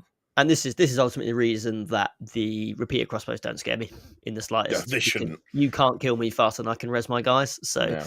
your only option really is to shoot like the mortis engine or something like that. But then you might only do one wound, and the mortis engine will heal itself anyway. So it's just there's no good targets really for any of your shooting, is there? You obviously, I don't know if you've got photos of what the next turn looks like, Ed. No, I didn't take many photos. Here's some Dark Riders that are hiding from your dragon. Oh yeah, this is my dragon on the other Oh, side. spoilers. Oops. Oops. Dragon. Oopsie. Yeah, so that's it. I didn't take any more pictures. Did you take any more pictures of our game? Yeah, I've got one, but it's not worth switching over for. So, Cool. That's but fine. yeah, We'll basically, just we end up in a position where I try Hellish Figure again, and you dispel it again, which is starting to frustrate me at this point. Yeah. But I'm still feeling okay because I'm in a position there where those riders in front of the cold ones get charged by my Blood Knights. They run away, and that means I'm ending up in combat with your sorceress, which buys me some more time because the Blood Knights are lovely in that every single one of them can challenge. So basically, as long as you don't max your combat res, if I've got my BSB nearby, you can't kill the whole unit, which means I can then start getting them back. And Blood Knights are convenient that you just get the wizard level back. So if you res them with a level 4 caster, you just get 4 back. So even in a worst case scenario, you don't pick the unit up in one round. So that's really useful. I can lock down the dragon and stop you casting your spells, which is really nice. I think I did that relatively effectively. Obviously, this was slightly more risky because I didn't have Hellish Figure, which means I couldn't get the BSB into the range that I needed to because, again, it was only moving 5 inches. So I was umming and ahhing about whether I made the charge or not at all. But if I didn't, I think I concede too much of the board to you, and suddenly both dragons are at me at once, which I don't know, bit of a concern. So went for it anyway, and got enough luck that you didn't kill the whole unit, which allowed me to keep it alive, which is quite nice. Yeah, that's good. I don't think I can do much more of a blow by blow because it got pretty sweaty in the middle because Lewis was the only opponent I played who really was able to see where I wanted my dragons to be, not on that turn or the next turn, but like kind of the turn after, and set up his arcs to really stimmy me, and that was quite difficult to play around. And basically we're in a position where I'm not set up to do a lot of great stuff. You've moved forwards, you've screamed at me, you've tried to Hellish Figure a second time, I've dispelled it. This time at least, I'm in range to do so. It's come into my turn, I've gone to Fated the Pillar or something like that. I double won it again. So like it's a double miscast, but again, it's the Fated roll. But I'm sat in a position where I feel like I've got the pressure on me. I'm being squeezed. You've got your foot in my throat. And we're in this like long combat, as you mentioned, with the Sorceress and the Blood Knights. And as you say, you will lose less models depending on the banner, but you don't get the banner into range because the reserve move doesn't go off. But that doesn't actually matter because it doesn't give you combat res. It just stops models from dying. Exactly. Because what happens coming into, I think, my turn 3, it was, I am in combat with you. I win the combat at the end of your turn, and then I'm able to charge your general with my Sorceress on Dragon.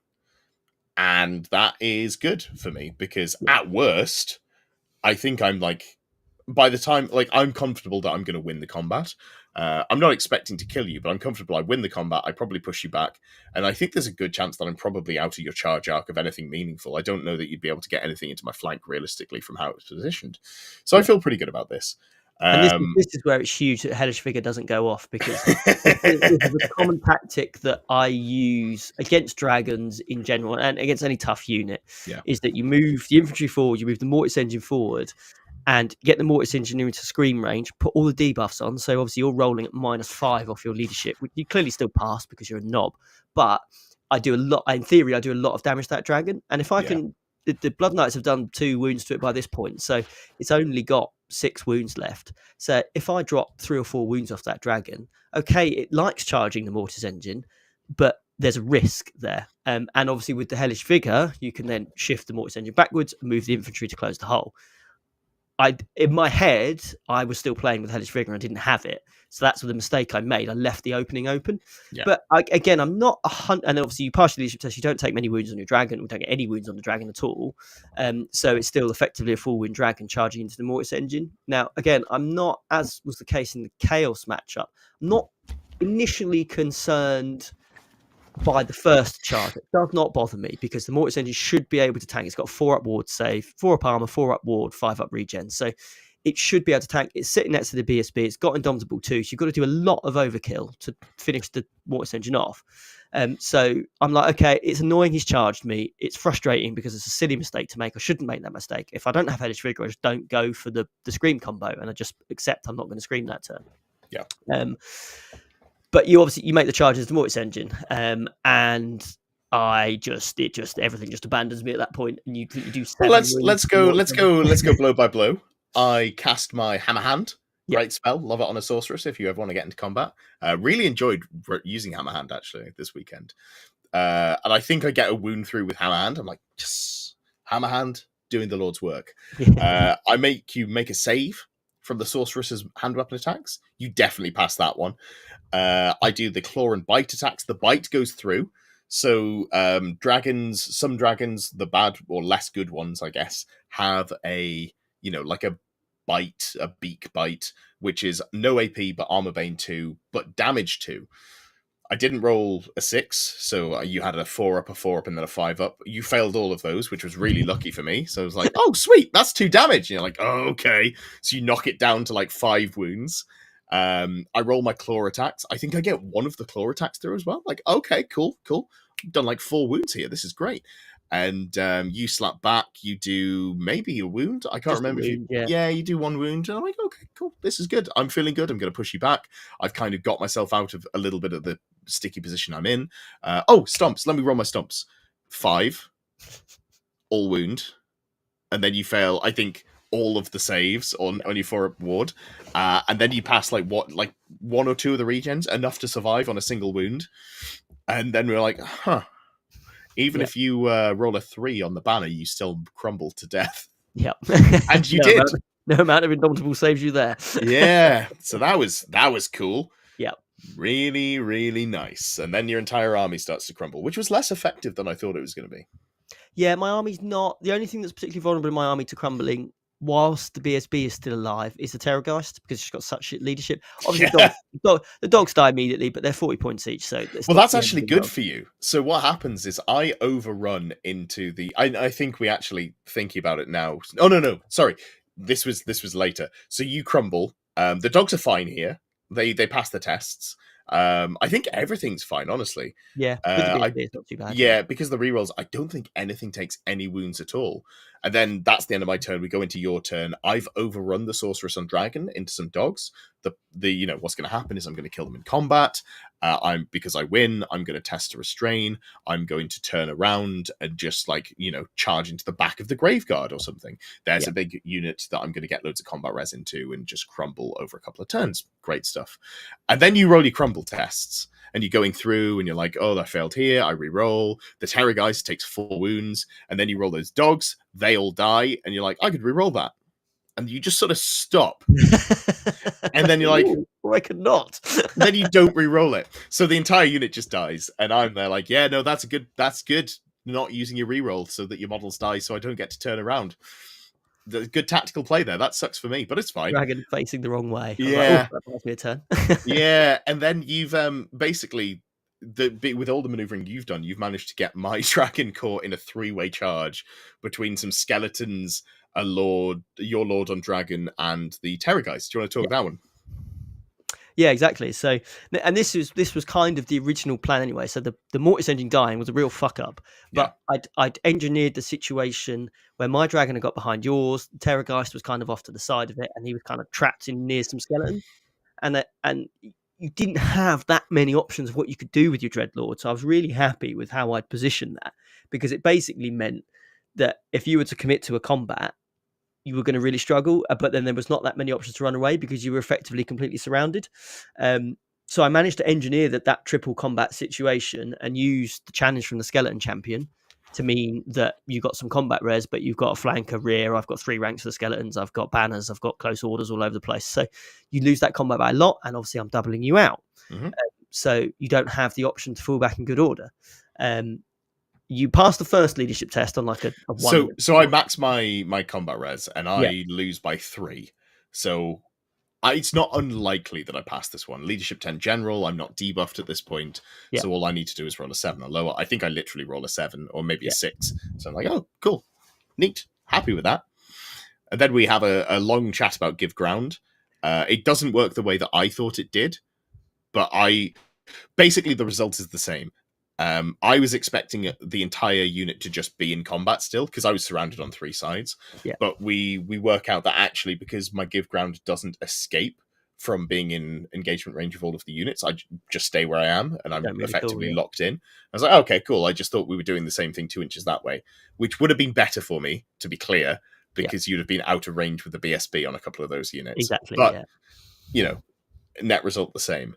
And then we go to the second round of combat where the same things happens. And who did you challenge me with this I time? challenged second time. I challenged with the vampire because obviously you killed my Yes. skeleton and I haven't Yeah. had a turn. Well, obviously I haven't got Mortis Engine anymore, but if I had a Mortis Engine, it wouldn't have mattered because it was now on to your turn. Yeah. So it's a risk with the vampire, but if I don't challenge with the vampire, you either smash loads of skeletons or just go and one-shot the Terrorgeist, which none of those things are good. And I think ultimately you do some wounds to my dragon, but not enough to effectively max the combat res, which means you lose the second combat by a lot. Mm-hmm. Which is enough second time round to properly break your dragon. And I'm like, excellent. Okay, the Mortis Engine's gone to shit. This is a problem, but actually I'm going to get best part of 700 points from running your dragon down because, okay, even if you escape, I then get to follow you up and charge you the following turn with obviously the extra 9 inches that I get from having movement. Sure. So you escape the first round, which is fine. It happens. That's literally we're just rolling 3 dice. Who rolls the highest? And I finish sort of an inch behind you. And then which goes into my turn with my zombie dragon charging your fleeing dragon. Now there's an immediate chance that you just run off the board. If you roll high enough, you run off the board. If you roll much less than that and stay on the board, you're actually just really close to my dragon. I need to roll a 5 on 3 dice. I need to add 3 dice together to get to a 5. And I catch your dragon, get 600 points. The rest of the battle's gone a bit of a disaster, but actually fundamentally if I hadn't done that with the Mortis Engine, I'm in a position where I'm 600 points up. Yeah. Your other dragon is heavily wounded, sitting staring at Graveguard with nothing really to do.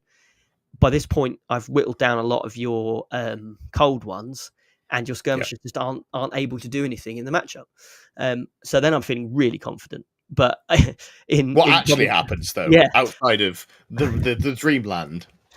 I roll 2 1s and a 2 for my dragon charge, which means I don't catch your dragon.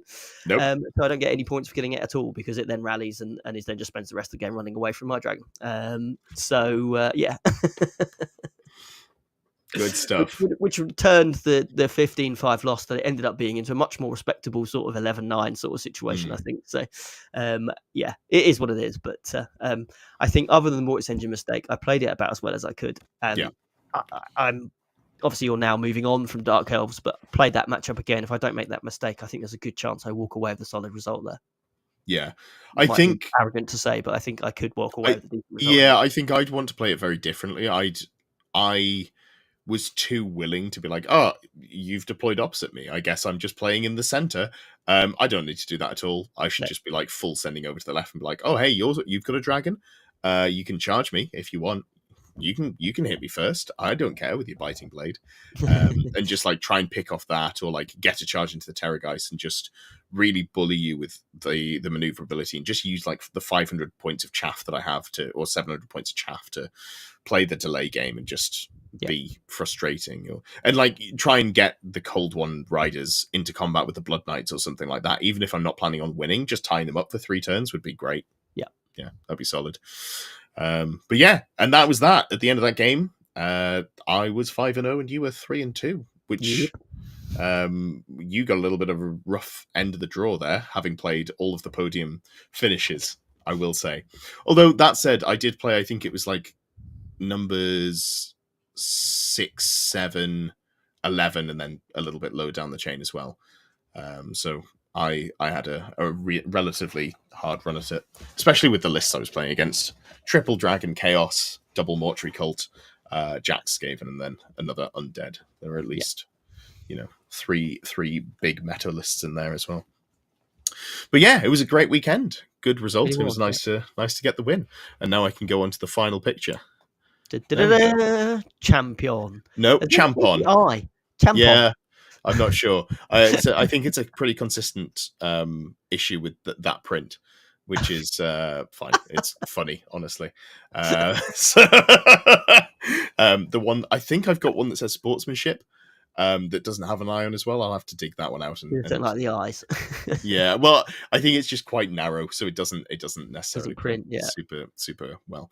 But yeah, no, lovely stuff. Great time had by all, and yeah, now I get to sleep a little bit because it's just been a Warhammer roller coaster, hasn't it?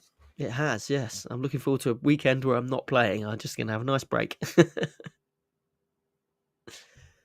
Yes, there we go. I'm not wanting to play, but also at club night, Andy needs someone to play. So I was like, I'll come down on Thursday with something if you don't have anyone to play against, because I don't want you to not have anyone to play against. Obviously, Nottingham is home of more of old world YouTubers than you would expect. There's at least 3 of us there, which is always fun. But yeah, that's about it from me. Anything for you? Oh, we do have some podcast questions as well, don't we? We have some podcast questions. Do you want to sort your mic out if I read the first question? Hell yeah. Right. Question number 1. These are questions in our Discord. They are in the VIP section of the Discord, so you will need to subscribe if you'd like to ask us a question. Although do put questions in the chat if you want to ask something now. If we get time, we'll get across to them. The first question here from Winslow. Have your thoughts on dragons in general changed after playing the Dark Elf list in 2 events? The no-caster Bretonian lists are also an interesting meta adaptation. Do you guys think... Oh, this is the second question. We'll go with your first question, Ed. Have your thoughts on dragons in general changed after playing the Dark Eldar list in 2 events? I don't think so. I think they're really good. Because they are really good. I'm not going to make any bones about it. I don't think they're the best thing in the game. I think Bretonians are better, and I think Tomb Kings are better, like the Mortuary Cult with the double casket. You probably want at least 1 Screaming Skull Catapult in there. Yeah. I think Wood Elves are up there as well, although they obviously can take a dragon. Dragons are good, but there are things that just deal with dragons, and people have kind of worked out how to play against dragons. When I started playing dragon lists, I was surprised that you actually did have to put a decent amount of thought into it. You had to, I think if you want to play a dragon list well, like a list that hinges around dragons, you've got to have a plan for where your dragon's going at least 2 turns ahead of where you are. I don't think you can just put it on the table and be like, oh, I'm going to do things, because then your opponent gets out of your charge arcs and you're like, oh, I'm sad. This sucks. I also think dragon lists get way stronger if you've got Arcane Urgency. Great spell. Think it's the best spell in the game. But, if you've got that, your dragon is so much harder to deal with. Yeah. They're very, very good. Yeah. How about your thoughts on dragons? Oh, yes. That's like, in case people just go, oh, you only won because you played 2 dragons. Motherfucker, 4 of my 5 opponents had dragons. I played against 7 dragons over the weekend. So wind your neck in. Imaginary straw man that I'm arguing with. Angry man on Facebook. So obviously I'm running around with the zombie dragon, which I would probably suggest. It is one of the cheaper dragons, but there's a reason for it, because it is a lot worse than most dragons. It's not as tough. Its weapon skill is lower. It's slower. It crumbles, which obviously is very annoying. So it makes it quite a vulnerable dragon in some ways. So I do wonder if dragons were kind of brought down to the level of the zombie dragon. I think they're nowhere near an auto take. I think there's lots of vampire count lists that just don't need the dragon at all, because in some respects it can be a bit of a drag. And I am spending a lot of my time working out how to not get it killed, rather than how much damage could it do. But I think that's the case with a lot of dragons, even the more powerful ones. If you charge it in the wrong place or get it stuck into the wrong thing, it can die very, very easily. We spoke about the LGT where the Chaos Dwarf one charged me and died immediately.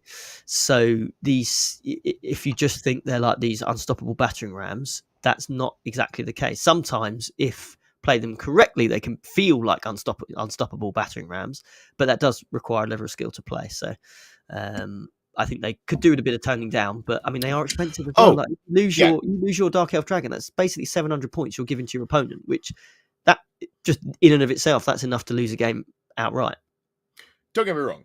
I think ridden monsters should be nerfed. The save stacking is dumb. I think on the laundry list of things that need to be sorted, Pegasus Knights, the Green Knight, the Falcon Horn, a lot of Bretonian stuff in there.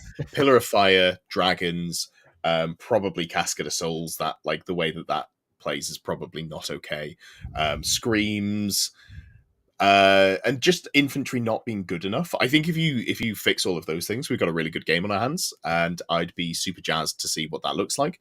But yeah, as it stands, I don't think they're the number one problem, but I think they're a big problem, and they're so ubiquitous. Is I think the main issue. It's very easy to have them in your list because so many armies can take them. So I need to decide what I'm doing next, but I think I'm going to try and not run dragons, or if I do dragons, like, it'll be a caster on a dragon as opposed to an actual beat stick, but I want to do something a little bit different for my next army. Yeah. Lovely, lovely stuff. So that was question numero uno. And what was the second question that you said? Second question, also from Winslow. The no-caster Bretonian lists are also interesting meta adaptation. Do you guys think there are other armies where you consider going without a caster, or is it more that Bretonian heroes are so strong that it's worthwhile for them in particular? I think it's less. So Bretonian heroes are very good, and you can play without a caster. I know Ramsey is now back on having a level 3 caster. I think the problem is that it's hard for that list to have protection keep up with the rest of the models in a meaningful way. You don't necessarily want your caster to be up in the front lines where the Pegasus Knights are, so it's quite difficult for you to just, like, fully screen out with a spell or in the way that you might want to. But also, you can just take multiple small units with Bretonians, and then if one gets Column of Crystals, one gets Miasmic Mirage, maybe you just charge with your third threat, and you're like, oh, okay, cool, and now I've killed yours. I think it's probably still right to take a caster for Bretonians, but I think there is reason not to. Lizardman's the only other army that I could see not taking one, and that's because the slan is bad as opposed to the other options being good. The other options are pretty fine, but they're, kind of whatever. But I think if your army can't take a level 4 caster, there's something like you're gonna struggle in some aspects of the game. Are there Empire lists out there that don't use No, God, no. Empire, like, we'll take 3 every game. Like, they're so cheap. Just because they're cheap, or because they absolutely have to. It's a level 4 caster that's uncapped. You can have 3 of them capped. Like, you could run as many as you wanted, capped by points. You could fit 5 or 6 of them if you weren't playing like a rule of 3. So Empire, I think, really benefit from casters. If you're playing gun lines, you probably want 2 or 3 battle magic casters, maybe some elementalism. If you're playing some sort of weird and wacky melee, like maybe you go demonology or elementalism. You might want to put ward save on that really cheap but crap infantry, so battle magic or elementalism there. Like, casters are so strong for Empire. I think they're going to want to have at least 2 level 4s if you are writing an Empire list. Definitely. Question number 3 then is from our favourite more Dark Elf content, who's more Robot Wars content in YouTube, but more Dark Elf content in Discord. It's one for me, so you can shut up for a bit, Ed. What advice would you give to new tournament organisers who want to put their own spin on their event, but haven't figured out a way to do this without accidentally buffing Pegasus Knights or Green Knight Bretonian armies? So my initial thought is that from previous experience, and this is mostly 40k, I have tried to run more narrative-based events and tried to kind of take competitive stuff completely out of the game. And what I found is, for those events, just no one buys tickets. I think there's a lot of the community that go to events that fundamentally actually quite like playing to a decent level, and cutting all that out, and I put really cool maps in. We were playing like really themed stuff. The terrain was all built around what map you were playing on, and you were capturing sections of a little board and things like that. So I tried to go all in on the narrative side, and it just people just weren't buying tickets, and it was the point where that event was not an event that even covered the cost of hiring the venue. So I'm struggling to see a market out there that's not for competitive events that still wants sort of 2-day tournaments. So as a result, I've very much fallen back on the mindset that TO shouldn't be mucking around with rules. Fundamentally, I don't know that there's any TO out there that knows the rules well enough that they can fix, in inverted comments, parts of the game that they feel are broken. And the idea that one tournament organizer could do that, I just think, I don't know, I think you're barking up a very dangerous tree at that point, because you end up in a situation where you'll fix something, and as a result of doing that, there'll be a completely different broken combination that you weren't expecting, because that's just how the game is. There's always going to be something there's always something. Someone will be able to, whatever rule you put in place, someone will be able to exploit it with something else you weren't expecting. And then that comes, actually, in that situation, you go into a competitive event expecting dragons, expecting Bretonians, and those players that are there to win will be prepared for that. What they won't be prepared for is you've changed a rule that's made some random combination completely broken that they haven't seen, and they're going into an event expecting to do well, and suddenly just get wiped off the ball by something completely weird that you've kind of allowed through your comp rules. So I'm very much of the mindset that you shouldn't mess around with the rules. You should, whether we like it or not, allow Games Workshop to do their thing, take all their data on board, and make the balance changes they think are most appropriate, because actually that's what everyone else is playing, and we all play this game because we love it, and regardless of how many dragons we fight, we enjoy it. So you can just rely on that, and rely on your players bringing the atmosphere you want, rather than you trying to bring rules around that are trying to create the atmosphere you want. Robert Wars says there's a guy who's still banning dragons from their events at the borders. No one turned up to the last one. Yeah. Like, as much as if I'm not playing dragons, I don't really want to have to play into dragons. I just wouldn't go to an event that banned dragons. So not to name any names, and it has been changed now. But I haven't bought a ticket because it's now too last minute for me to go. But there was an event that was being pushed in my local community that wasn't allowing legacy factions. I was like, nope, not interested. Same rules. They weren't going to run any weird FAQs or have the Grey Knight coming out of hills, but it's like, oh no, we're just not having legacy factions. Cool, I'm not going then. Like that, I just want to play the game. And I've seen Games Workshop balance games well. Like if you've come from a fantasy background, you haven't seen that, because they haven't been, that was 15 years ago. Games Workshop's a different beast now. I know it's different systems, yes, but if I'm very willing to give them a fair shake at it. If here we are in a year's time, and we get to a point where we need to have like an overarching comp, first of all, I think the game's going to die. I'm really concerned that if we get to a point where we need comp, the game is dead, effectively. But I think in 3 or 4 months' time, we're going to have some very positive changes coming. I haven't got an inside line on it, but that's the timeline that I can see some changes coming. And I think we might see some more interesting things if we look at the games that have come. If you look at like AOS and 40k, I think I would be surprised if we didn't see a mission pack with FAQ and maybe some points rebalancing. Points rebalancing, I'm not sure if they'll go for, but I think we'll see a couple of core rules changes, some new missions, and maybe some other tweaks as well. Because there's easy things they can do to buff infantry or make infantry more required and stuff like that through missions and all that sort of stuff. They don't have to make massive sweeping changes to the game to suddenly make infantry be a lot more playable. They haven't got to completely rewrite rule sets. And actually, fundamentally, I mean, the game's brilliant. Like, I really enjoy. Like, I mean, obviously first few events, but I've had a cracking time. And actually, the best games I've had are the game, well, obviously into you, Ed, obviously because we get on so well, but also the game I played into that triple dragon list, because I don't know, I quite like testing myself against whatever's supposed to be the scariest thing. Yeah. Running those games close, even if you don't win them, it's like you can just do that dude I almost had you from Fast and Furious, and it's like you took the most powerful, obnoxious thing you could possibly take, and actually you almost lost. So those says the vampire count player. Yeah, well, exactly, but I only have 2 screams, so yeah. We keep going back to that. You look at the vampire counts and you go, they can make infantry work. So yes, undead are one of the few armies. Examples in the game already where units that everyone says are crap still work. Yeah. And so games that clearly have a model to look at and go, well, what makes undead infantry good? Is there a way that we can include or shift rules around or make it so that those units are much more ubiquitous in the game? I don't know, but clearly are there clearly are ways around it. So if you were running a new tournament, more Dark Elf content, just play the rules as they are, create the atmosphere you want to create, and trust your players to come up with a game that's played in the right spirit of things. And regardless of what state the game's in, you'll still have a great time.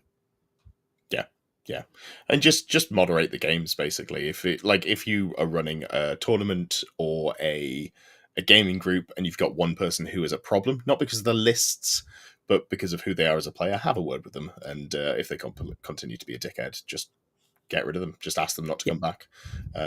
It's simple as that. It's, like if someone's going to be a dick, and I don't mean run a good list. I mean someone who is being a dick. Not pleasant, yeah. Yeah, just ask them not to come back, and jobs are good, and they can be miserable on Facebook. Type in the comments, as you may have seen every time you've opened Facebook. So we did have someone just join the Discord there. That is Kujan just joined. Glad to have you. So here's time for the last plug very quickly. Discord in the link down below. Do join if you want to talk old world stuff. We've got a great little community there. Pretty much everyone's lovely. It's been great, and I really enjoy engaging in it. I haven't had super huge amounts of time to respond to people over the last 2 weeks, but now I'm not doing back-to-back events, so I've got a little bit more time to actively read things instead of just, hey, Korg86, glad to have you as well. As always, appreciate the comments, the likes, all of that good stuff that boosts the videos up in the algorithm. More people see it. That's all great stuff. And if you do want to support, you absolutely do not have to, but if you do want to support, there is a button that says join. There are 3 tiers on there. Feel free to support if you do want to. And I'm basically using that money funneling back into the content at this stage. And at some point, 2 years down the line, I don't know, buy a mansion. I don't think I'm going to get a mansion out of this, but it's might be ambitious. I'm hoping to be able to afford to go out to Canada, sort of halfway through next year. There's a Teams event that I've been talking to Val vaguely about maybe going to. That'd be really cool. That would be cool. We'll see. Oh, it's worth noting as well, those of you on some of the tiers, you will get discounted Saffron Slam tickets.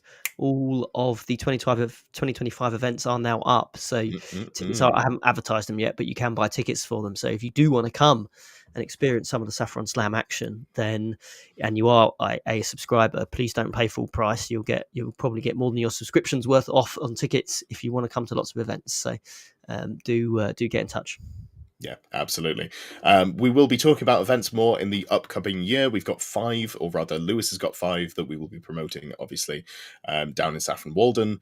His boards are absolutely perfect for this sort of thing, so that'll be a great time. I'll be at as many of them as I can get to. It is a little bit logistically difficult for me, but, I'm really looking forward to it. I'm at the RTT next month. There will be also more events that I'm hoping to talk about next year as well. I'd like to do something fun with that, but I haven't put it into place yet, so we will see. Perfect. I think that is it. Oh, there was one last thing. Sinclair said there was a question from last month that he wasn't super married to us answering. I think we did answer it. It was basically the infantry, solving the relative weakness of melee infantry with points cuts. Did we talk about that one last month? I seem to remember we did. Just the short answer would be I think yes, but also no. So yes, the things that are good, as in the inherently broken infantry, like Night Goblins, if they got cheaper, there'd be a problem. Black Orcs, because they have the save stacking and they're so cheap already. There is a price point where you can make anything cheap enough that it's good, but it's not necessarily representative of the game. So yes, I think that could work. I'd just prefer to see them buff things or incentivize infantry in other ways. Any thoughts for that? No, I think you've summed it up quite nicely there. I think you wouldn't want to make skeletons any cheaper. If they start going to 3 points a model or something, then it's like I'd be running 100. I'd be running 300 of them. Yeah, yep. I'd be running 300 of them. Coming soon to a table near you. Yeah, enjoy that, Ed. Pleasure as always. It's been slightly off schedule because Lewis has things to do in real life next week. I know. I apologise for It having has you on. worked out nicely. He told me about it, and then I went and won an event. So thanks, bud. Did I brag about the fact it's the first Dark Elf? You have win? bragged enough. Now, I shut don't. up. I don't think I have. You can't stop me. You can't take me away. I'll keep tried doing it.